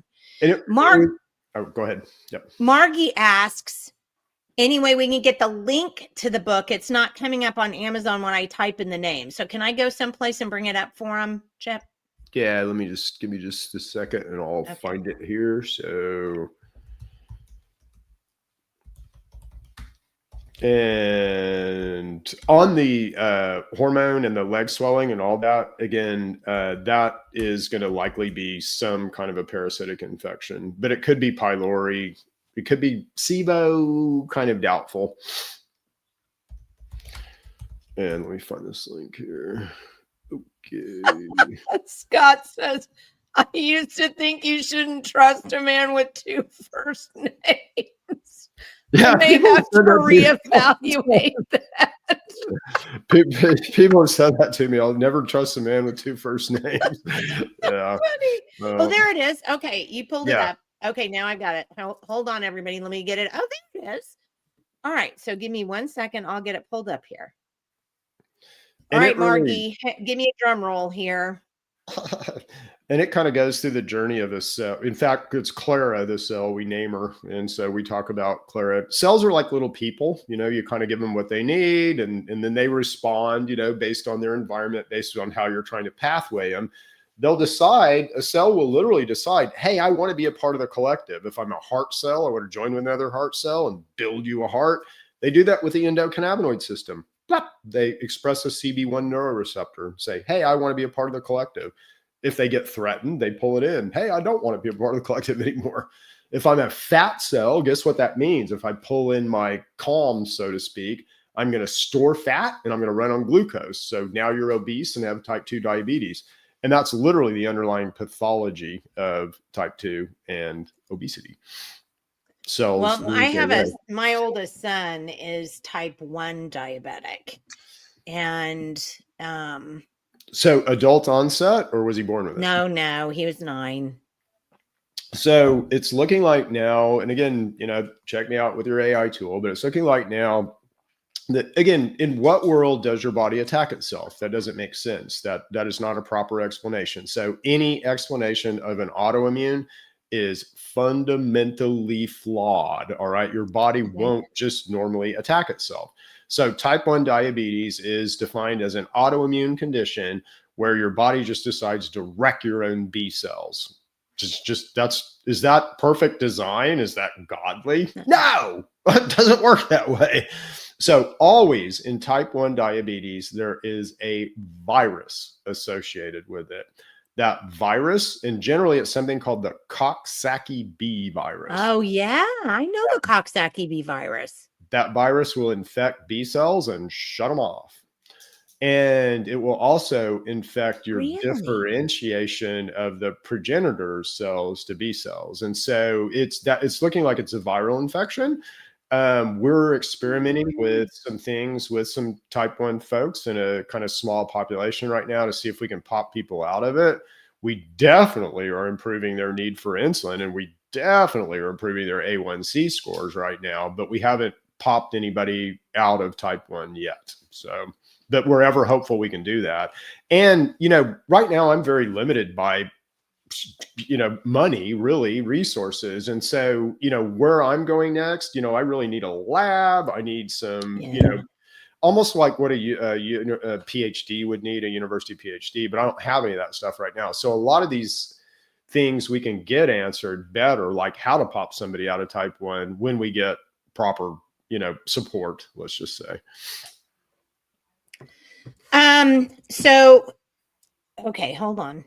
Have I missed some questions? I mean, because we've got a huge audience. I mean, people are really interested in, okay. So where's your clinic? It's in Edmond. Let me pull it back up again. Just 1 second. I keep shutting down the streams. So we're 33rd, and we're between Santa Fe and Kelly, and we're just in a professional office park. So and if you go to our Neighborly Wellness website, there's a address and map probably to be able to get you there. Okay, so I'm putting that up so everybody can find it. Very good. There we go. And here is, I messed that up. Give me 1 second. I messed that up. Sure. Where are we going? I know. Hold on. Sorry about that. Okay. So there is the actual website. So I just put that up now. And then I think if you go to maybe. There you go. Okay. Yeah. But the address should be on there. And again, and the phone number is definitely on there. So just call us if you can't find us. Okay. Y'all are color coordinated this morning. Oh, I guess that's true. I have a pink shirt. You have a pink shirt. How does this working this morning? That's kind of interesting. Okay. And Michael, you have the blue. So Chip, before we get off of here, because we're already at 1:30, I do want to talk about, and this is so funny. Jenny was She was going right where I was going. Are you a cash clinic or do you take insurance? And this is what we talked about before we got on this morning that we wanted to talk about. So let's transition. Yeah. Okay, good. Yeah. And so right now, natural, sadly, anything godly is not going to be in any institutional form of recovery. And so sadly, right now we're cash pay. So but we are working very hard, and we formed a nonprofit to do this. It's called the Wellness Alliance Network. You can find it on Facebook, but Truth in Health is what we're kind of calling it, Truth in Health Association. But right now, none of this is paid for by insurance. So if you come in our clinic, the scans aren't paid for by insurance. Now we make it very reasonable. It's $199 to get scanned, and usually you need, I don't know, $100 to $150 worth of product. So it's not that bad, but it is still out of pocket, sadly. So how do we fix this? Well, again, the Oklahoma State Legislature is how we fix this. As much as we had, let's say all of us have kind of a MAHA agenda, so stuff for RFK Jr., most of that stuff can be done at the state level. And so we formed a nonprofit. We are looking at making change here in Oklahoma. We're looking at writing legislation about, all different kinds of things to basically begin to craft what this is going to look like for you in the future. Do you want natural products paid for by insurance? I mean, I do, because I think that's a choice. I want to get rid of all insurance. Yeah, again, yeah, exactly. So all these institutions are falling. How do we kind of rebuild them? And that is really literally what we're talking about. How do we rebuild a falling institution? I'm kind of in the job of let's knock them down, but how do we rebuild them, right? So all this needs to be an insurance, but there needs to be boundaries and guidelines around how we do that and all that. So we need to start running some legislation. We need to start running some legislation around, let's say, start somewhere. So where I think it'd be a good place to start, you and I pay for subsidies for Oklahomans. Okay, in the subsidies that we pay for, again, I would prefer that those be properly labeled. And right now, we don't have any labeling standards at all. And we got some, but they're, how much sodium is in something. Who cares? I mean, God almighty. Omega-3, omega-6, way more important. Essential nutrients, way more important. So we need to basically label, does this meet essential nutrient needs or not? And if it doesn't, why not? And why are we paying for it? I mean, if we're paying for candy, why? If we're paying for soda pop, why? If we're paying for protein powders and collagen supplements and omega-3 supplements, yeah. But again, labeling is kind of how we start all that. And then, really picking out the people that aren't, doing things right, let's say. But again, they will be exposed by that labeling, right? So if you're out there providing subsidies to Oklahoma kids that are not healthy, well, we're going to out you. Basically, you're going to have to say that on your label. See, I love that. Yeah. I mean, and that's what Kennedy was talking about doing in the first place on a national level. So there's proposed that is sitting in Senator Thompson's, Kristen Thompson of Edmond's inbox right now. I know Senator Sacchieri is interested in this. I know Representative West is interested in this. I would encourage you to make sure your representative is interested in this, and also your senator is interested in this. The Senate Health Committee is run by a guy named Rossini. Yeah. He was a very quick on the trigger. I don't know if you guys are familiar with the Mooney case, where we had the kiddo that was sort of abducted by the state because they didn't like the treatment that the parents were giving for the child for leukemia. He was in the middle of that, very supportive of what the state was doing. So yeah, Rosino is terrible. Yeah, I'm just going to say it. Rosino is horrible. So again, that, we need to deal with that, don't we? And, he's got a primary coming up, doesn't he? Well, actually, he's done. This is his last. Oh. This is his last year. He's term limited, as far as I remember, which is good. But we've got to get somebody in there to run. Yeah. That's not going to be a copycat of Rosino, because the establishment needs to go. I think we're getting to the point where just listening to you talk. is so refreshing Yeah. because so much of what you say just makes common literal sense. If it wasn't here when God put us in the Garden of Eden, then it probably sucks for us. I mean, I don't get how it doesn't make some kind of sense. Yeah. I went through this whole thing of should we eat animals, so it's, this whole back and forth. And I know a lot of probably your listeners. Snake. Yeah, well, yeah, no, not on that. But again, it's looking like just the way that we're designed and how the earth is designed and, what did God put in front of us and what's logical and obvious. But it does look like, we're kind of designed to eat fat, certainly. And there's a lot more fat in meat than there are in plants. But, if you're a vegan, this gets a lot harder. So the math is a lot harder. How do you meet your essential nutrient needs and all that? So, but it's, you can still do it. So the system was designed for both, let's say, philosophies. Well, yeah, well, and I because there are plants that are actually high in plant fat. I mean, beans. we just have to use. But so I got to ask you a question. So I've had the acid reflux issue as I've aged. I think a lot of people get it because your body starts breaking down. Then you have to kind of come up with. And instead of doing what you suggested, even though I grow arugula and dandelion, I guess I didn't realize that's what their functions were for, because I've actually been supplementing with betaine hydrochloric acid. So good. Betaine Yeah. HCl. So I've been supplementing with that, but I would prefer to get my body to do it instead of me supplementing, because I didn't realize this until I read about it. Your digestive enzymes don't work unless your stomach acid is at the right amount. So if you can't digest something, it doesn't help you to take digestive enzymes if you don't have enough acid in your stomach to make that work. Exactly right. So it's scientist, right? So I can hook myself up to my scanner anytime. I had H. pylori. I had what you have, and it is a super bug. It is so persistent. Yeah. It's hard to get rid of, and it kept coming back. And I'm like, I can't sit and look you in the eye and tell you I can get rid of this when I can't get rid of it in me. So I'm missing something. So I went on a deep dive. This about a year and a half ago. And I'm like, what am I missing? What am I missing? Again, in my world, you can defend yourself against anything out there. That's the way God designed us. So I'm just missing something. I'm missing something in my understanding. And where I learned stomach acid, I mean, 1,000%, it's stomach acid and stomach lining. So it's two kind of different things.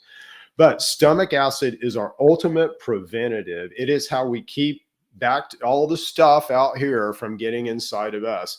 And anywhere where you're open, like if you're a female, you have a kind of another opening, let's say, you will have a pH gradient there. You'll have an acidic gradient with how you're guarding kind of that area against pathogens. So yeah, stomach acid is what we're missing right now, along with essential nutrients. And behavior, we eat too frequently, and that really hurts us. Fasting and fed is a big, big health tip, let's say. And we can talk about that if you want to real quick.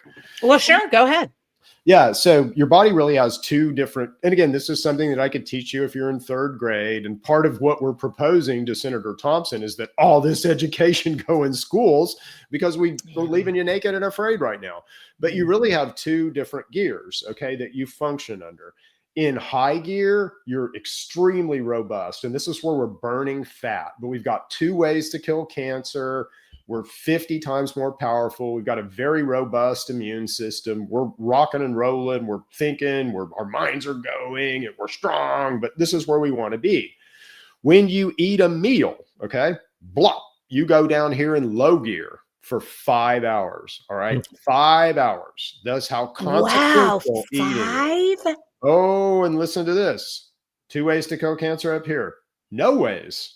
0 ways to kill cancer down here. Wow. 50 times more powerful up here. So I'm powering 50 houses with light and power. 1 house down here. Okay. So is my immune system weakened down here? I got no way to kill cancer. The other thing is, if you're cholesterol, you're making cholesterol down here. You're breaking it down up here. You're storing fat here. You're burning fat here. Okay. And this is running on glucose. So think about what, then this is eating. Okay. Eating 50 calories or protein or anything. Blah. You're going to go down here for 5 hours. So think about what you are conditioned and programmed to do.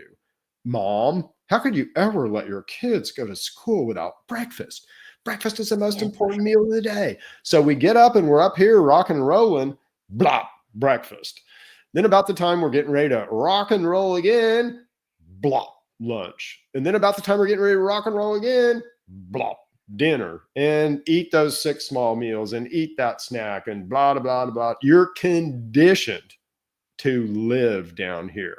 Are you easier to infect down here? If you don't have any nutrients, any essential nutrients, and you're living down here, are you easier to infect?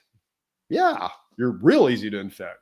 So we kind of preach intermittent fasting. Now there's caveats to that. Again, if you're diabetic, you want to be real careful with that. For sure. So that's a conversation, but generally we preach intermittent fasting. And my wife and I eat 1 meal a day, and we eat about 4 o'clock in the evening. So we'll shut our clinic down, go home and cook dinner and eat.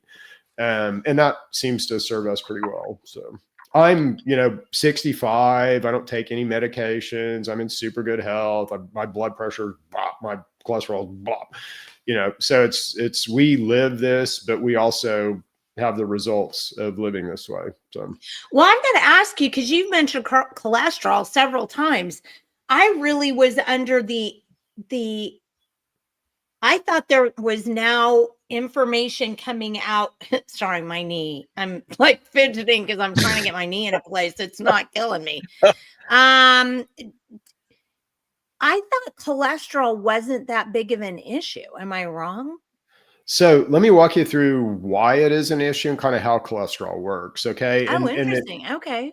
In the game, the cholesterol game, let's say. Okay. So the way that cholesterol works in your body is really cool. So it is literally the brick and mortar in your body. 40% of my brain is cholesterol. Okay. Anytime a cell needs to repair itself, cholesterol is fuel for cells. It's also brick and mortar for cells. So if you have a cell system or a group of cells that are, let's say, damaged, or hurt, you're going to need more cholesterol because you're trying to repair that area.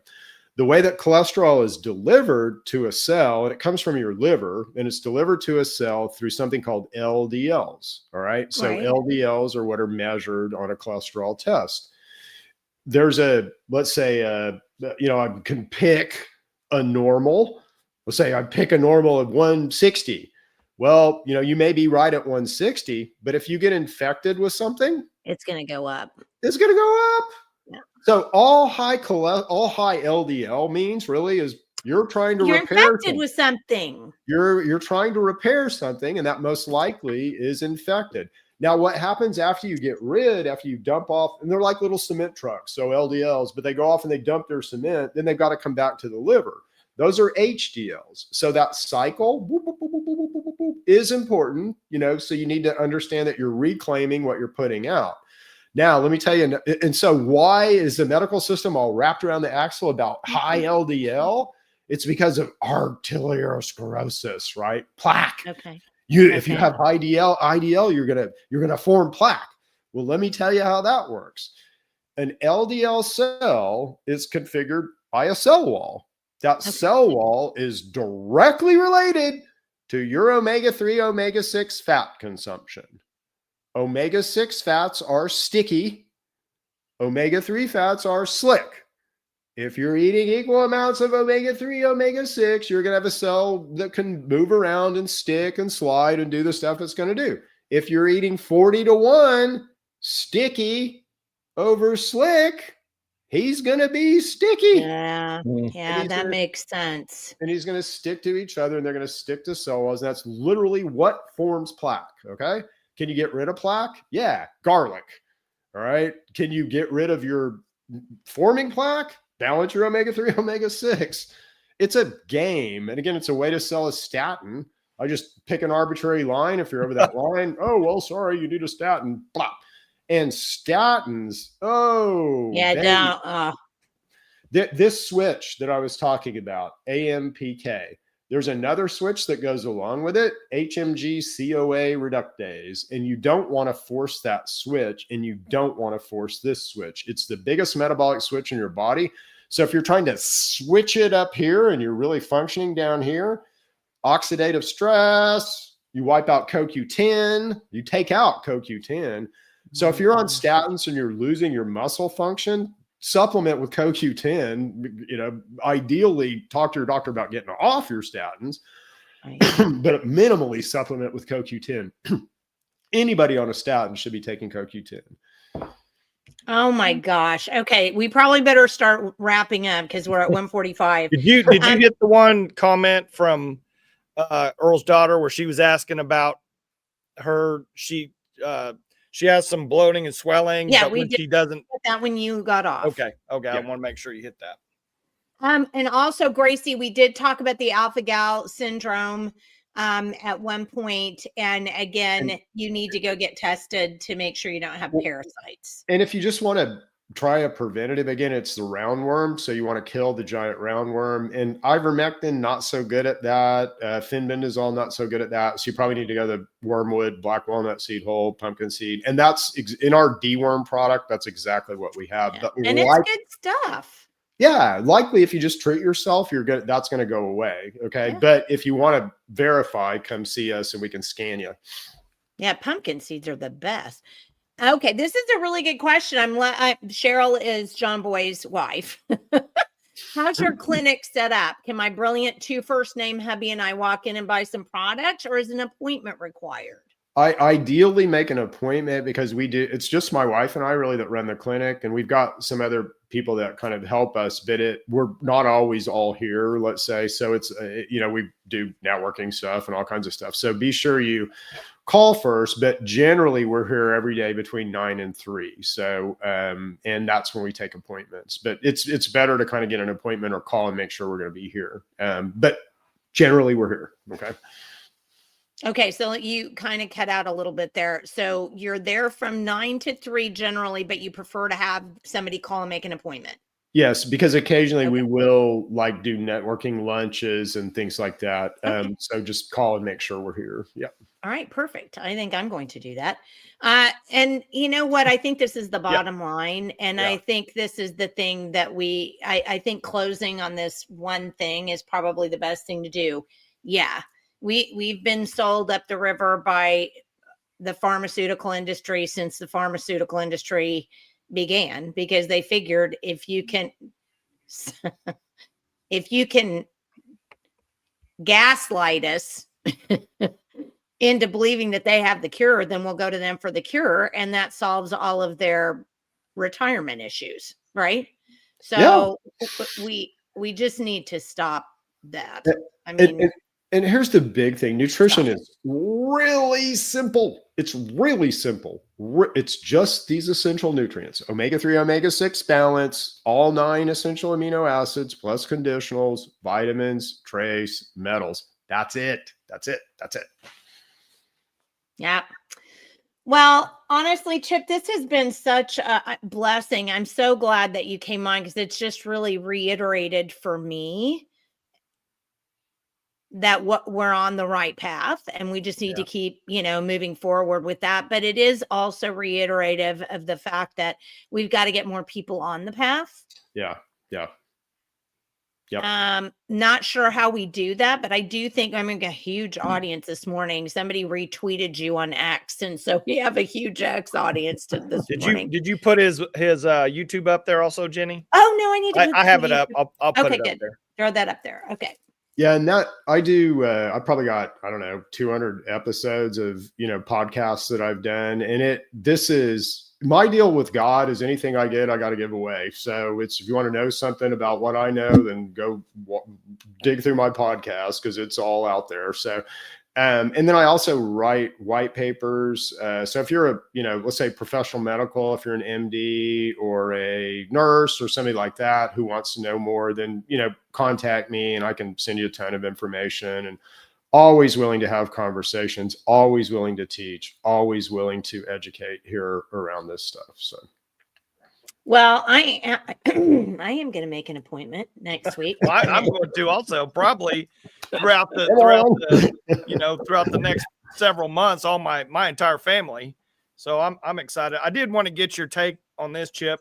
I truly believe. I mean, we bash AI and technology and stuff a lot here, but I truly believe that I think that AI will help us pierce that pharmakia veil, because once it gets enough information, I think it's going to be able to make a pretty informed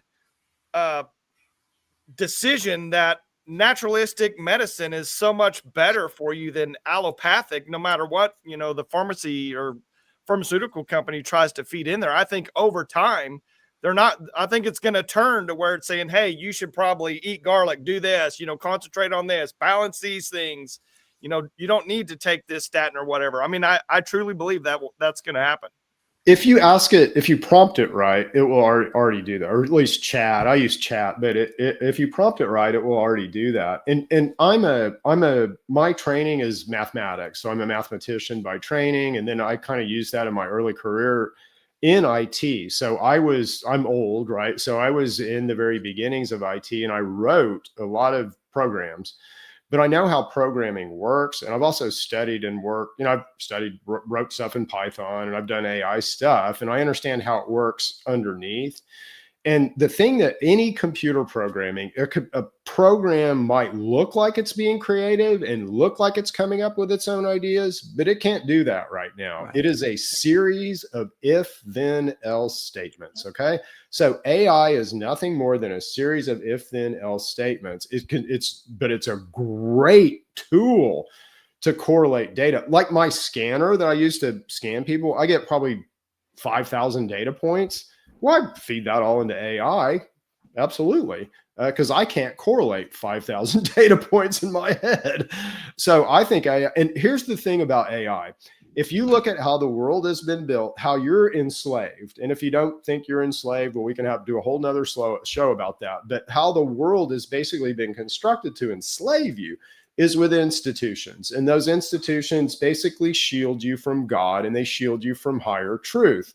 Well, again, the most threatening thing to an institution is higher truth above that institution. So this is why I threaten pharma and medical, because I have higher truth, above what they're telling you. And other people have other truths in other ways. But again, AI will support me. And this is why so many, again, if you built one of these institutions, do you want AI coming along and telling people how your institution is invalid? No. You're going to fight AI like hell. And that's where I see most of the pushback on AI coming from, is from attorneys and doctors and, professional people who AI just kind of wrecks their world. I mean, AI is a pretty good legal advisor. AI is a pretty good medical advisor. So it threatens those institutions. And I think that's where, people really push back. So. Okay. So we need the phone number to the clinic. Can you give it out? Yes, it is 918-706-3947. Yeah, don't ever get on the wrong side of Scott Jessen, because he'll figure out how to hunt you down. Yeah, there you go. He's like, he's been the one that's been. He's a digger. I love it. He's been after you the whole time. Just get ready to put something up, and he's already got it on there. So do not get on the wrong side of that dude. That okay, good. We got it now. All right. Well, I know Michael and I both. I'll speak for Michael this time, because I know Michael well enough to do it in this case. We so appreciate you, because Michael and I both are not, we don't believe in big pharma. And I do think there are some things, like, let me say this before we get off, because I think you might agree. I have several female friends, unfortunately, going through breast cancer diagnoses in some stage or another. Mm-hmm. And one of them specifically, God love her, she hates big pharma probably worse than me. And she started a holistic treatment. Mm-hmm. And unfortunately, what ended up happening was it just didn't work, and the cancer metastasized, and she was set back, way back.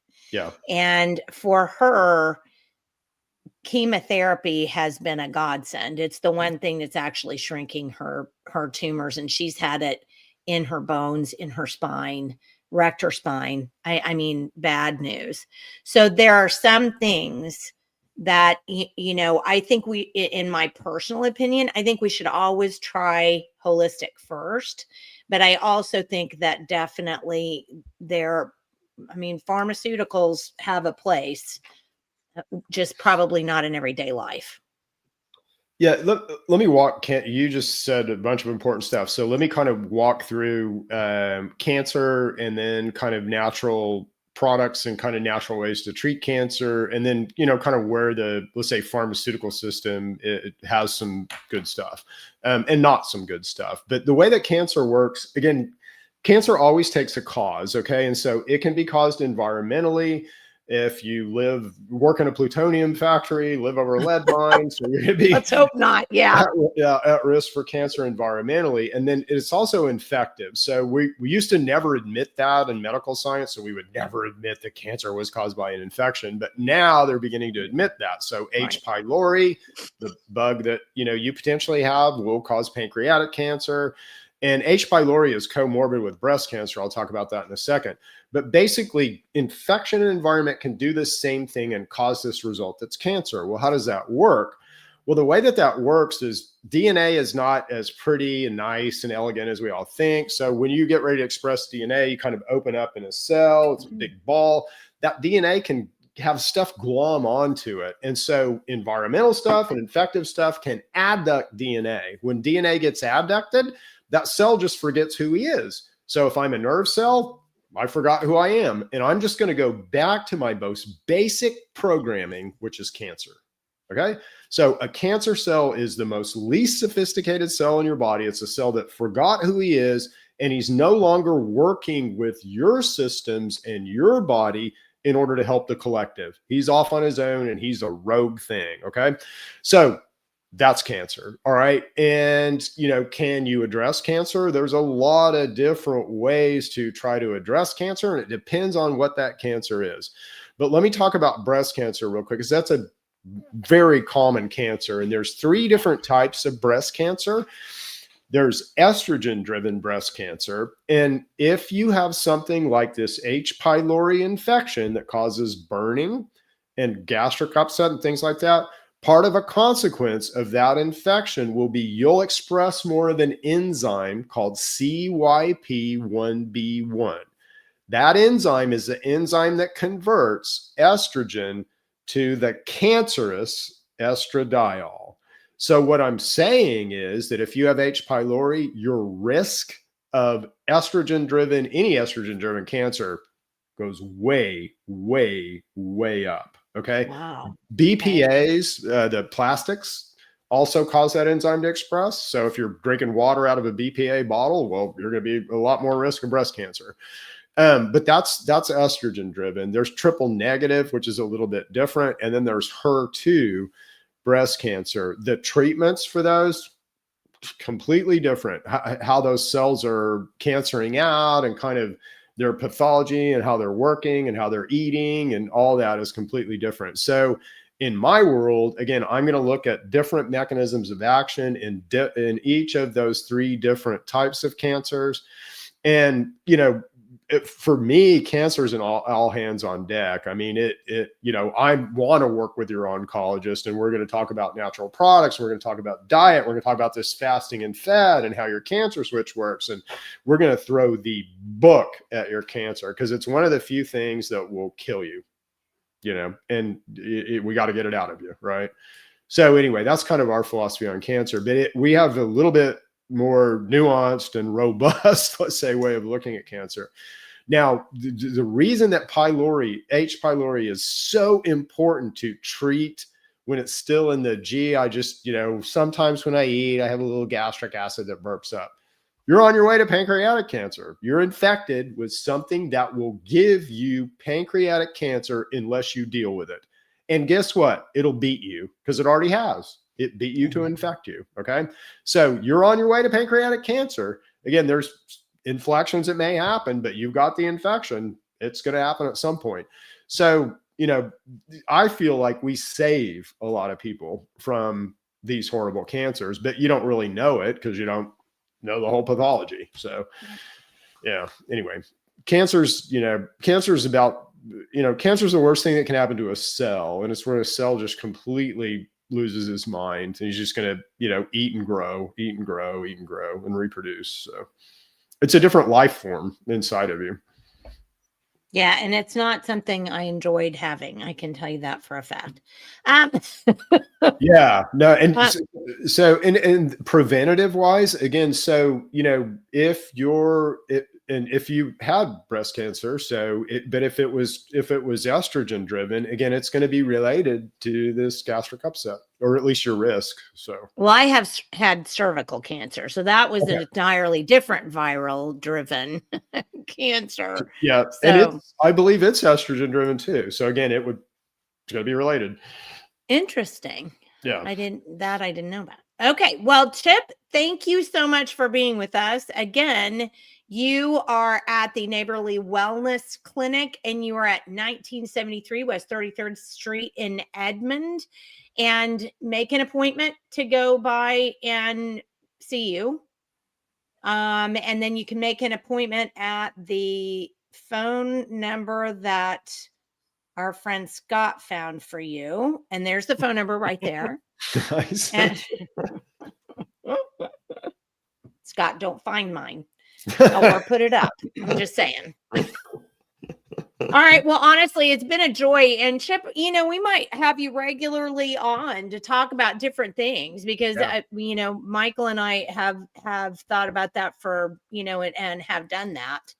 And we might just have you on to talk about something specific one day too. And just continue to give us some information on taking care of ourselves nutritionally so we don't have to use pharmaceuticals. Well, and there's likely a lot of, you've got a lot of activists, let's say, that listen to you, and you've got a lot of activists that kind of rally around your, cries for action, which is great. And I think 2026, we need to elect a governor that's, like-minded and right-minded. Once we do that, we can make great change in this state. But it's going to take all of us coming together and kind of, with single-minded messages and all that. So I think we've got a lot of work to do, regardless of the show, we've got a lot of work to do together in 2026. So I'm excited about it, though. Well, I am too. And I, again, so appreciate you. And I will be calling you. All right. Sounds good, Jenny. Michael, all right. We'll talk to you soon. And thanks again, Chip. Your blessing. Okay. Thank you, guys. Okay. Bye-bye. Gosh, I enjoyed that. Yeah. Wow. And I am seriously just think, Jenny, if your everyday doctors were educated on that entire side of medicine rather than just literally what to prescribe, rather than some pharmaceutical company coming in there with their reps and their donuts, telling you what you're going to give your patients, and we'll give you a little bonus on top of that for giving this. I mean, we've fallen so far. I mean, it's so unbelievable. And I mean, in all honesty, it really, really honestly, it is. And I was very interested to, hear what Chip said about type 1 diabetes, because that is something that I just hate having a kid that has that. It's just, and he's great with it. He takes excellent care of himself. So I'm not worried about that, but it would be nice to not have a kid that had to deal with that. And I'm kind of sad. I mean, I'm gratified that they seem to know. And I had read somewhere before that it was Coxsackie virus that caused the islet cells that infected islet cells and could cause them to degenerate. Those are the cells in your pancreas that make insulin. So, but now he's got me all worried about, now I'm going to get pancreatic cancer. So no, you're not. No, you're going to go over there. You're going to get scanned. You're going to get all that stuff out. You're going to get your stuff under control, whatever it may be. I mean, I'm excited. I'm glad someone has a clinic here and I don't have to go drive down to Austin or, Yeah. someplace. And I'm pretty excited to go over and see him. But I will give props to modern medicine's emergency medicine. I mean, I think that's one of the greatest things ever. If I chop my leg off, no, for sure, then they can fill me up with whatever they got to save my life. I mean, I have no problem with emergency medicine. I think it's one of the greatest inventions of our lifetime. But all of the treatment side that's purely for money, that's all it is. They don't care. I mean, they want us to be sick. Yeah. Through the food, through the water, through the air, through everything else. It's all conglomerated into keeping us sick and keeping, I mean, I even go to like the energetic and spiritual side, if you don't have that energy and your spirit's not, you're not going to be able to fight all the tyranny and all the stuff. I mean, it's all conglomerated together. Well, it is. And, it's weird, but I have noticed, since the knee thing, I mean, chronic pain. Yeah. It doesn't do you any favors. I mean, it doesn't do you any favors mentally. It doesn't do you any favors physically. It just does not do you any favors. And, I can see how, I kind of wish I had gone to see Chip before I went and had this done and had him, try to get me some things to really, keep my pain down, because I did notice, we didn't talk about this on the show, but we talked about it briefly before we came on. I had a CBD product that was a lotion that I was using that was, outstanding. Yeah. I could at least get to sleep. And it was just a lotion. You just, rub it on.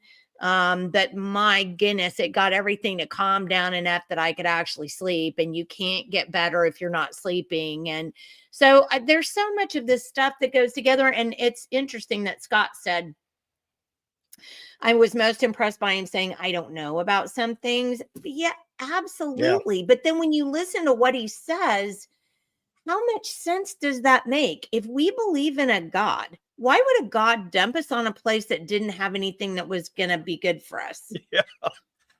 Well, and that's what I try to tell my kids for a long time. I'm like, you guys don't realize that literally your entire life is not how humans have lived on this planet for thousands of years. We've lived on this planet a certain way and on purpose, all designed on purpose. You have all the cofactors and other things in the food when you eat whole food that's not tainted with chemicals and everything else that actually work and heal and fix your body. And you can easily survive on that kind of stuff. And I just try to tell them, like they're always wanting all this, because I do all the shopping at our house, and they're always, they're wanting all this stuff. And, they take my good stuff that we get them, and then they go trade it at lunchtime for junk. That's always like a big game with my kids. I'm like, quit trading. I put a lot of time and money into this food. Don't be trading.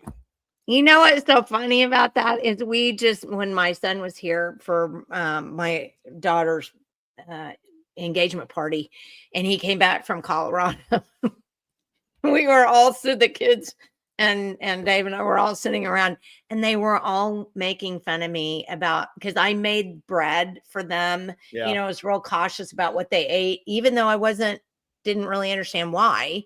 I just was kind of cautious about that when they were growing up. And they were all making fun. You had this huge bread. We couldn't even trade it with it. Yeah. Because we were like, this doesn't even really look like bread.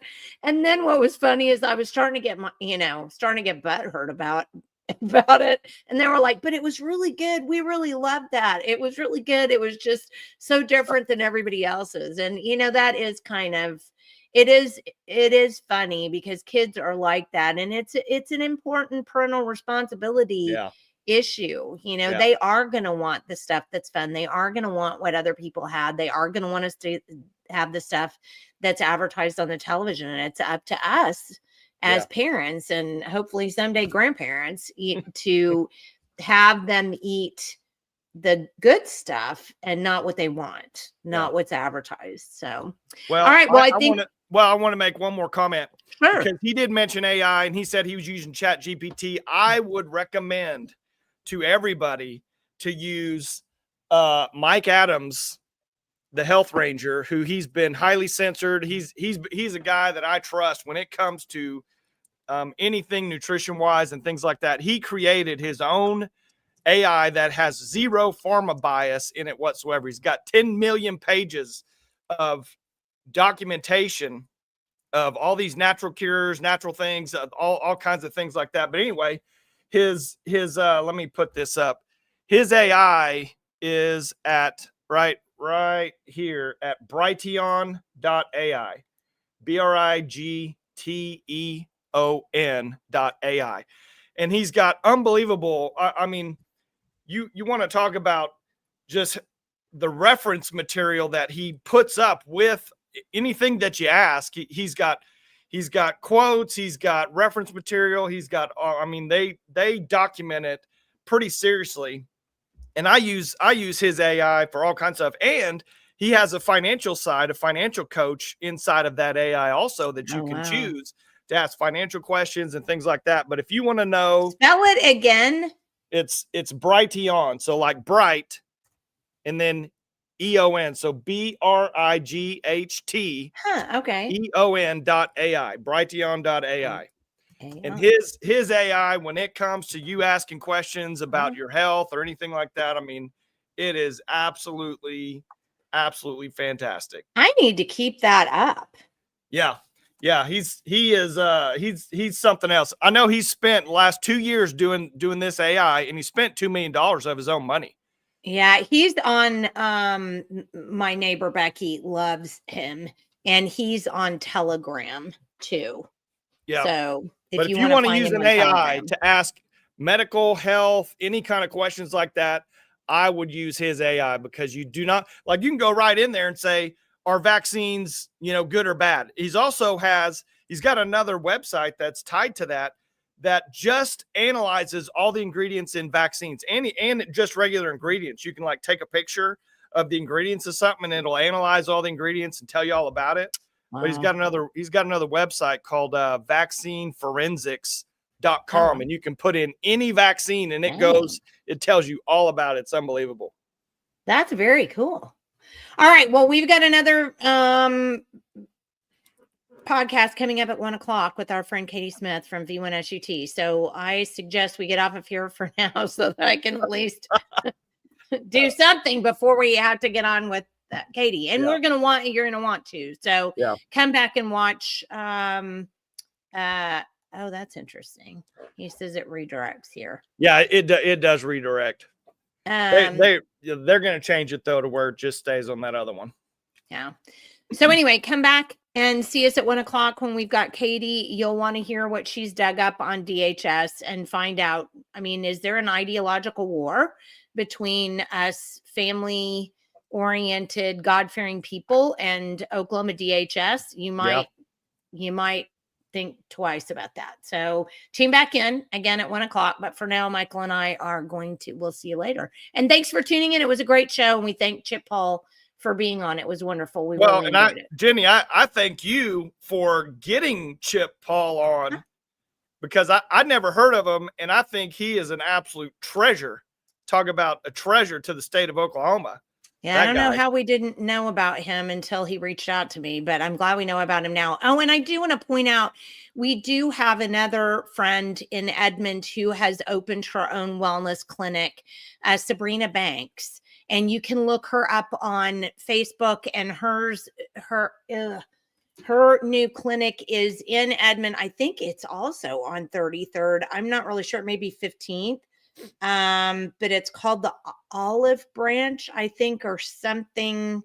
Olive. I don't know that Sabrina watches, or she could tell me. Hold on one second, and I might be able to pull it up on here. Here it is. Okay. No, she didn't send it to me in our messages. Dang it.